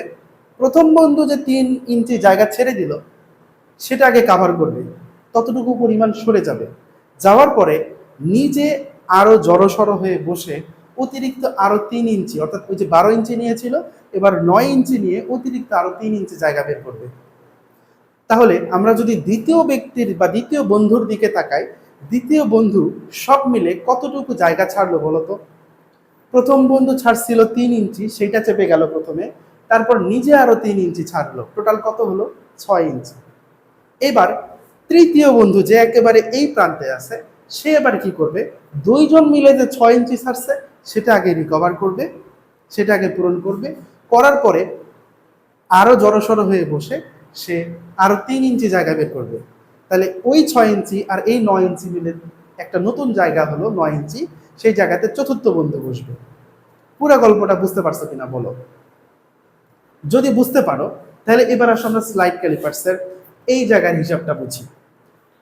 প্রধান স্কেলে এইটুকু হচ্ছে 10 মিলিমিটার, অর্থাৎ এইটুকু অংশের মধ্যে 10 ঘর আছে, কিন্তু ভার্নিয়ার স্কেলে 9 মিলিমিটারের মধ্যে 10 ঘর আছে, অর্থাৎ যতটুকু জায়গার মধ্যে 9জন থাকে প্রধান স্কেলের, ভার্নিয়ার স্কেলে ততটুকু জায়গার মধ্যে 10জন থাকতে হবে। তাহলে প্রধান স্কেলের যে ঘরগুলো আছে, সেই ঘরগুলো থেকে ভার্নিয়ার স্কেলের যে ঘরগুলা, সেই ঘরগুলো ছোট হতে হবে না? অবশ্যই ছোট হতে হবে।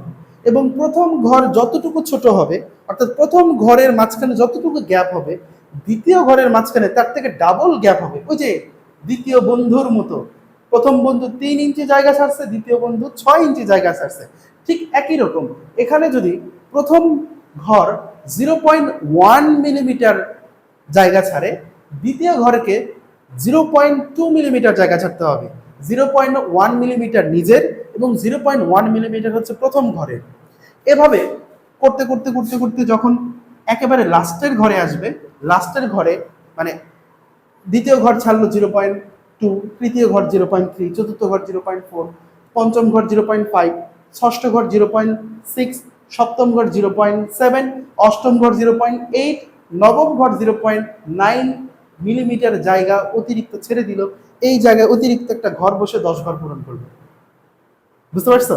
এই জন্য ভার্নিয়ার স্কেলে 9 মিলিমিটারের মধ্যে 10টা ঘর। কথা কি বুঝতে পারছো? এবং এই জন্য প্রধান স্কেল ও ভার্নিয়ার স্কেলে প্রথম এক ঘরের মানের পার্থক্য যদি 0.1 হয়, তাহলে দ্বিতীয় ঘরের পার্থক্য হবে 0.1 × 2 = 0.2 মিলিমিটার। তৃতীয় ঘরের পার্থক্য হবে 0.1 × 3, অর্থাৎ 0.3 মিলিমিটার।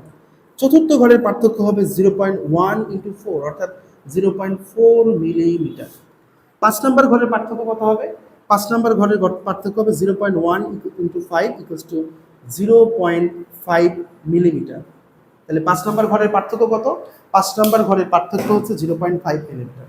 অর্থাৎ এই যে এখানে যে 5 নম্বর ঘরটা, এই 5 নম্বর ঘরের মাঝখানে যে গ্যাপটা আমরা দেখতে পাচ্ছি, এটা হচ্ছে 0.5 মিলিমিটার। এবার এই নিচের চোয়ালটা এমন পরিমাণ সরালাম যে, দেখো, এমন পরিমাণ সরালাম যে 5 নাম্বার ঘরের যে গ্যাপটা ছিল সেই গ্যাপটা পূরণ হয়ে গেছে। 5 নাম্বার ঘরের যে গ্যাপটা ছিল সেই গ্যাপটা পূরণ হয়ে গেছে। তাহলে এই 5 নাম্বার ঘরের গ্যাপ পূরণ করার জন্য এই চোয়ালটাকে সরাইতে হয়েছে না? সরানোর ফলে এখানে একটা ফাঁকা জায়গা বের হয়েছে না? এই ফাঁকা জায়গাটা কত বলতো? এই ফাঁকা জায়গাটা হচ্ছে এখানে 5 নম্বর ঘরের মাঝখানে যে গ্যাপটা ছিল ঠিক সেই সমপরিমাণ। অর্থাৎ এই ফাঁকা জায়গাটার মান হচ্ছে 0.5 মিলিমিটার। তাইলে স্লাইড ক্যালিপার্স আমরা কেন ব্যবহার করতেছিলাম? 1 মিলিমিটারের ছোট অংশ পরিমাপ করা যাচ্ছিল না। তো দেখো এখানে অলরেডি 0.5 মিলিমিটার জায়গা ভার্নিয়ার স্লাইড ক্যালিপার্স তৈরি করতে পারছে। এখন এখানে যদি আমরা কোনো একটা বস্তু রাখি, রেখে পরিমাপ করে নেই, সেটার পরিমাণ কত হবে? 0.5 মিলিমিটার।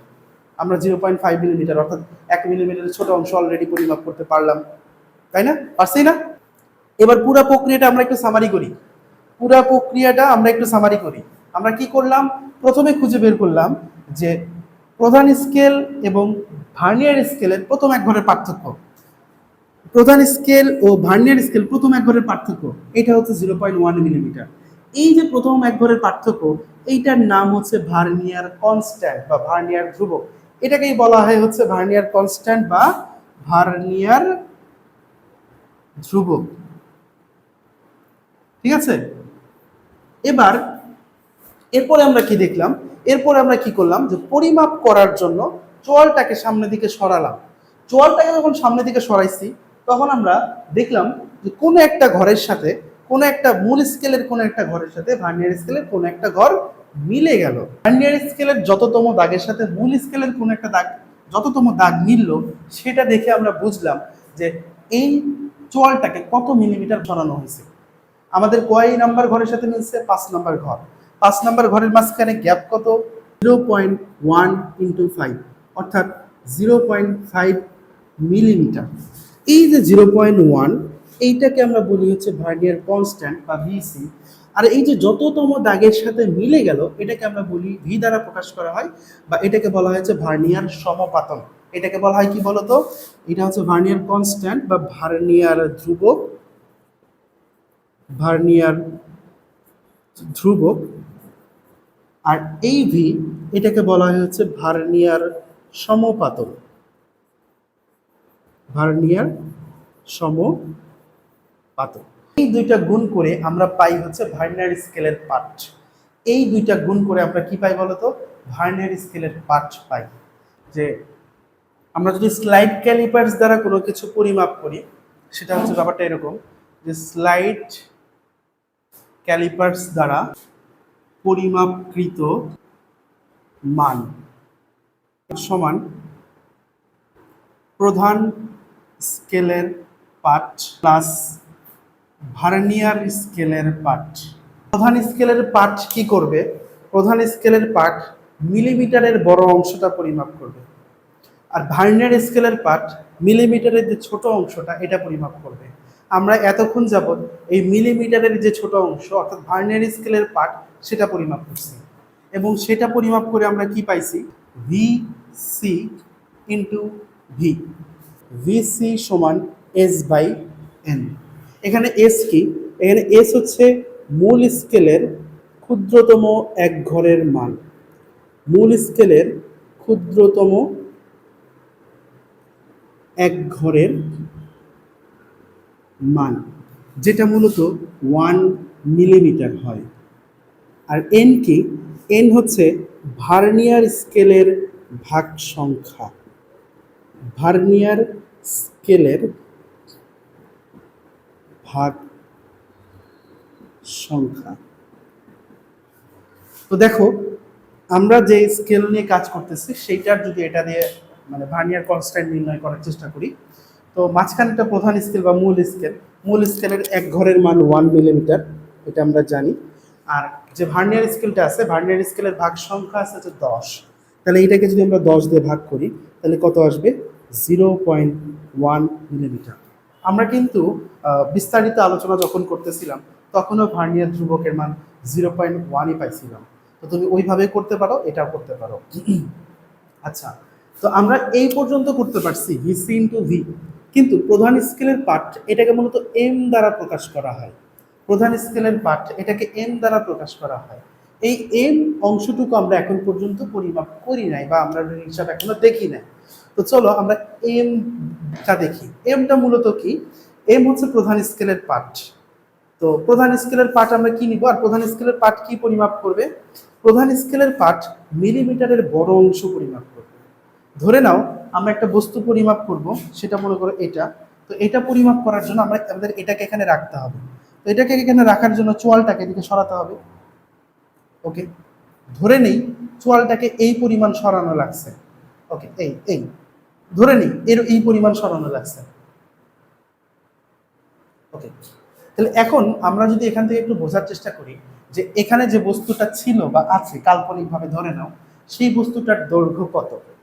তো দেখো, এই বস্তুটাকে চোয়ালের মাঝে রাখার জন্য চোয়ালটাকে 1 2 3 4 4 মিলিমিটার মানে অবভিয়াসলি সরানো লাগছে, এটা স্পষ্টভাবে দেখা যাচ্ছে।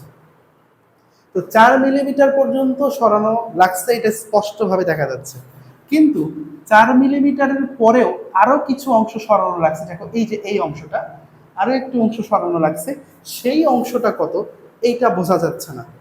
তো এখন এই যে 4 মিলিমিটার সরানো লাগছে, এটা যে স্পষ্টভাবে বোঝা যাচ্ছে, এটাকেই আমরা বলবো হচ্ছে প্রধান স্কেলের পার্ট। ভার্নিয়ার স্কেলের 0 দাগ মূল স্কেলের যতগুলো ঘরকে অতিক্রম করে। ভার্নিয়ার স্কেলের 0 দাগ মূল স্কেলের যতগুলো ঘরকে অতিক্রম করে সেটা হচ্ছে প্রধান স্কেলের পার্ট। তাহলে দেখো তো, ভার্নিয়ার স্কেলের 0 দাগ মূল স্কেলের কতগুলো ঘরকে অতিক্রম করছে? 1 2 3 4, অর্থাৎ এখানে 4 মিলিমিটার হচ্ছে প্রধান স্কেলের পার্ট। এখন এই 4 মিলিমিটার অতিক্রম করার পরেও অতিরিক্ত আরো কিছু অংশ অতিক্রম করছে, এইটা কত? এই অংশটা আমরা হিসাব করি হচ্ছে ভার্নিয়ার স্কেল দ্বারা। কি দ্বারা বলতো? ভার্নিয়ার স্কেল দ্বারা। কিভাবে হিসাব করি? ওই যে অতিরিক্ত ওই পরিমাণ জায়গা অতিক্রম করার জন্য অবশ্যই ভার্নিয়ার স্কেলের কোন একটা দাগ মূল স্কেলের কোন একটা দাগের সাথে মিলে যাবে। যেটা আমরা এখানে দেখতে পাচ্ছি, কোন দাগটা মিলছে দেখো তো, এই যে 7 নম্বর দাগটা হুবহু মিলে গেছে। 7 নম্বর দাগ ভার্নিয়ার স্কেলের 7 নম্বর দাগ মূল স্কেলের একটা দাগের সাথে হুবহু মিলে গেছে। তাহলে ভার্নিয়ার স্কেলের 7 নম্বর ঘরের মাঝখানে গ্যাপ কত থাকে? প্রথম ঘরের গ্যাপ 0.1, অর্থাৎ 7 নম্বর ঘর হচ্ছে 0.1 ইন্টু 7। বুঝতে পারছো? তাহলে আমরা যদি এই বস্তুর দৈর্ঘ্য এখানে পরিমাপ করি, আমরা এই বস্তুটার দৈর্ঘ্য যদি একটু এখানে পরিমাপ করি, তাহলে এই বস্তুর দৈর্ঘ্যটা কত আসবে দেখো। প্রথমে আমরা এম এর মান নিব। এম এর মান কি? এম হচ্ছে প্রধান স্কেলের পার্ট। প্রধান স্কেলের পার্ট কি করে? মিলিমিটারের বড় অংশ পরিমাপ করে। এখান থেকে আমরা মিলিমিটার পর্যন্ত কোন অংশ দেখতে পাচ্ছি? 4 মিলিমিটার। বা আমরা যদি এইভাবে যদি না বোঝো, যারা একটু বেসিক থেকে বুঝতে পছন্দ করো তারা এইভাবে বুঝবা, আর যারা একটু সূত্র দেখে বুঝতে সুবিধা মনে করো তারা এইভাবে বুঝবা যে ভার্নিয়ার স্কেলের 0 দাগ মূল স্কেলের যতগুলো ঘর অতিক্রম করবে সেটা হচ্ছে প্রধান স্কেলের পার্ট। তাহলে ভার্নিয়ার স্কেলের 0 দাগ মূল স্কেলের কয়টা ঘর অতিক্রম করছে বলো তো? 4টা ঘর অতিক্রম করছে, অর্থাৎ প্রধান স্কেলের পার্ট হচ্ছে 4। এবার আসো ভিসি। ভিসি মানে কি? ভিসি মানে হচ্ছে প্রধান স্কেল এবং ভার্নিয়ার স্কেলের প্রথম এক ঘরের পার্থক্য। এটা কত হয় বলতো? এটা হয় 0.1। এবার ভি, ভিটা কি? ভি হচ্ছে ভার্নিয়ার সমপাতন। ভার্নিয়ার সমপাতন কি? ভার্নিয়ার স্কেলের যততম দাগ মূল স্কেলের কোন একটা দাগের সাথে মিলে যায়। তাহলে এখানে ভার্নিয়ার স্কেলের 7ম দাগ মূল স্কেলের কোন একটা দাগের সাথে মিলে গেছে, অর্থাৎ এখানে ভি এর মান হচ্ছে 7। এবার এই মানগুলোকে যদি আমরা একটু ক্যালকুলেট করি তাহলে কি পাবো? 4 প্লাস 0.1 ইন্টু 7, অর্থাৎ 4 প্লাস 0.7 বা 4.7 মিলিমিটার। ব্যাস, তখন এই বস্তুটার দৈর্ঘ্য হবে 4.7 মিলিমিটার। এইভাবে আমরা স্লাইড ক্যালিপার্স ব্যবহার করে পরিমাপ করি। আশা করি বুঝতে পারছো।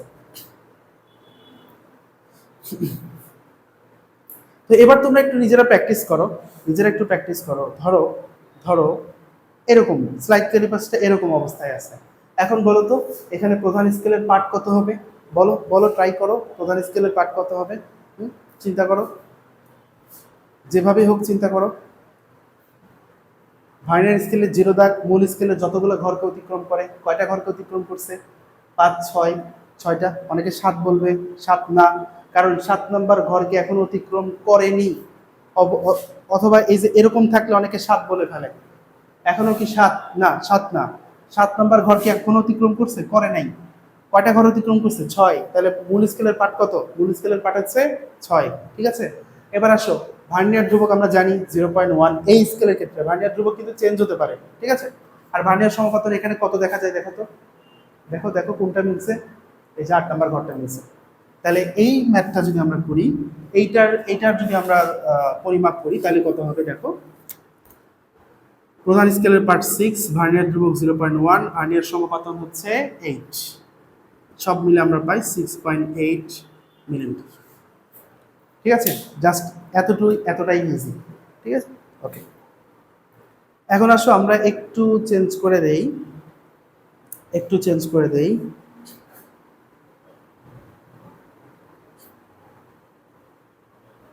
এবার এবার এই স্কেলটার দিকে একটু তাকাও, এই স্কেলটার দিকে তাকাও। এই স্কেল দিয়ে আমরা একটা বস্তুর দৈর্ঘ্য পরিমাপ করতেছি। সেই বস্তুর দৈর্ঘ্য পরিমাপ করার সময় এরকম সিচুয়েশন তৈরি হয়েছে। বলো বস্তুটার দৈর্ঘ্য কত হবে? তোমরা এখান থেকে মান নিয়ে ক্যালকুলেট করো, ক্যালকুলেট করে অ্যান্সার কত হয় বলো, নিজেরা প্র্যাকটিস করো। দেখো খেয়াল করো, প্রথমে আমাদের লাগবে হচ্ছে প্রধান স্কেলের পার্ট এন। প্রধান স্কেলের পার্ট কি? ভার্নিয়ার স্কেলের 0 দাগ মূল স্কেলের যতগুলো ঘর অতিক্রম করে। মূল স্কেলের কয়টা ঘর অতিক্রম করছে? 1, 2, 2টা ঘর অতিক্রম করছে। 3 নাম্বার ঘর কিন্তু এখন অতিক্রম করেনি। যে কয়টা অতিক্রম করছে সেটা নিতে হবে। তাহলে আমরা এম এর মান নিব 2। এবার আসো ভিসি কত? ভিসি, তাহলে এখন আমাদের ভিসি লাগবে। তাহলে দেখো আমরা জানি ভিসি সমান S by N.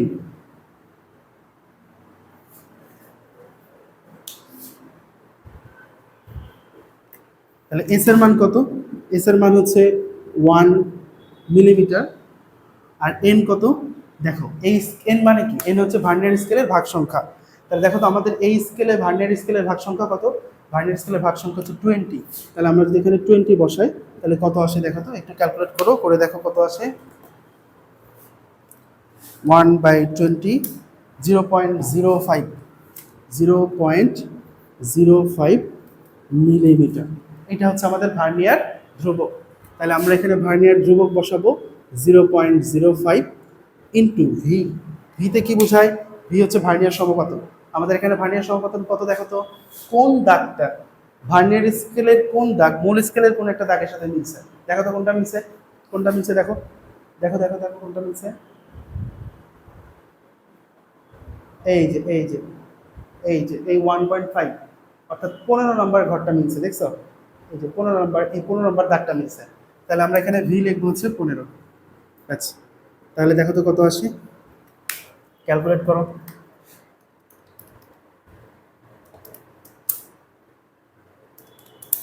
Two 2.75 millimetre, 2.75 millimetre.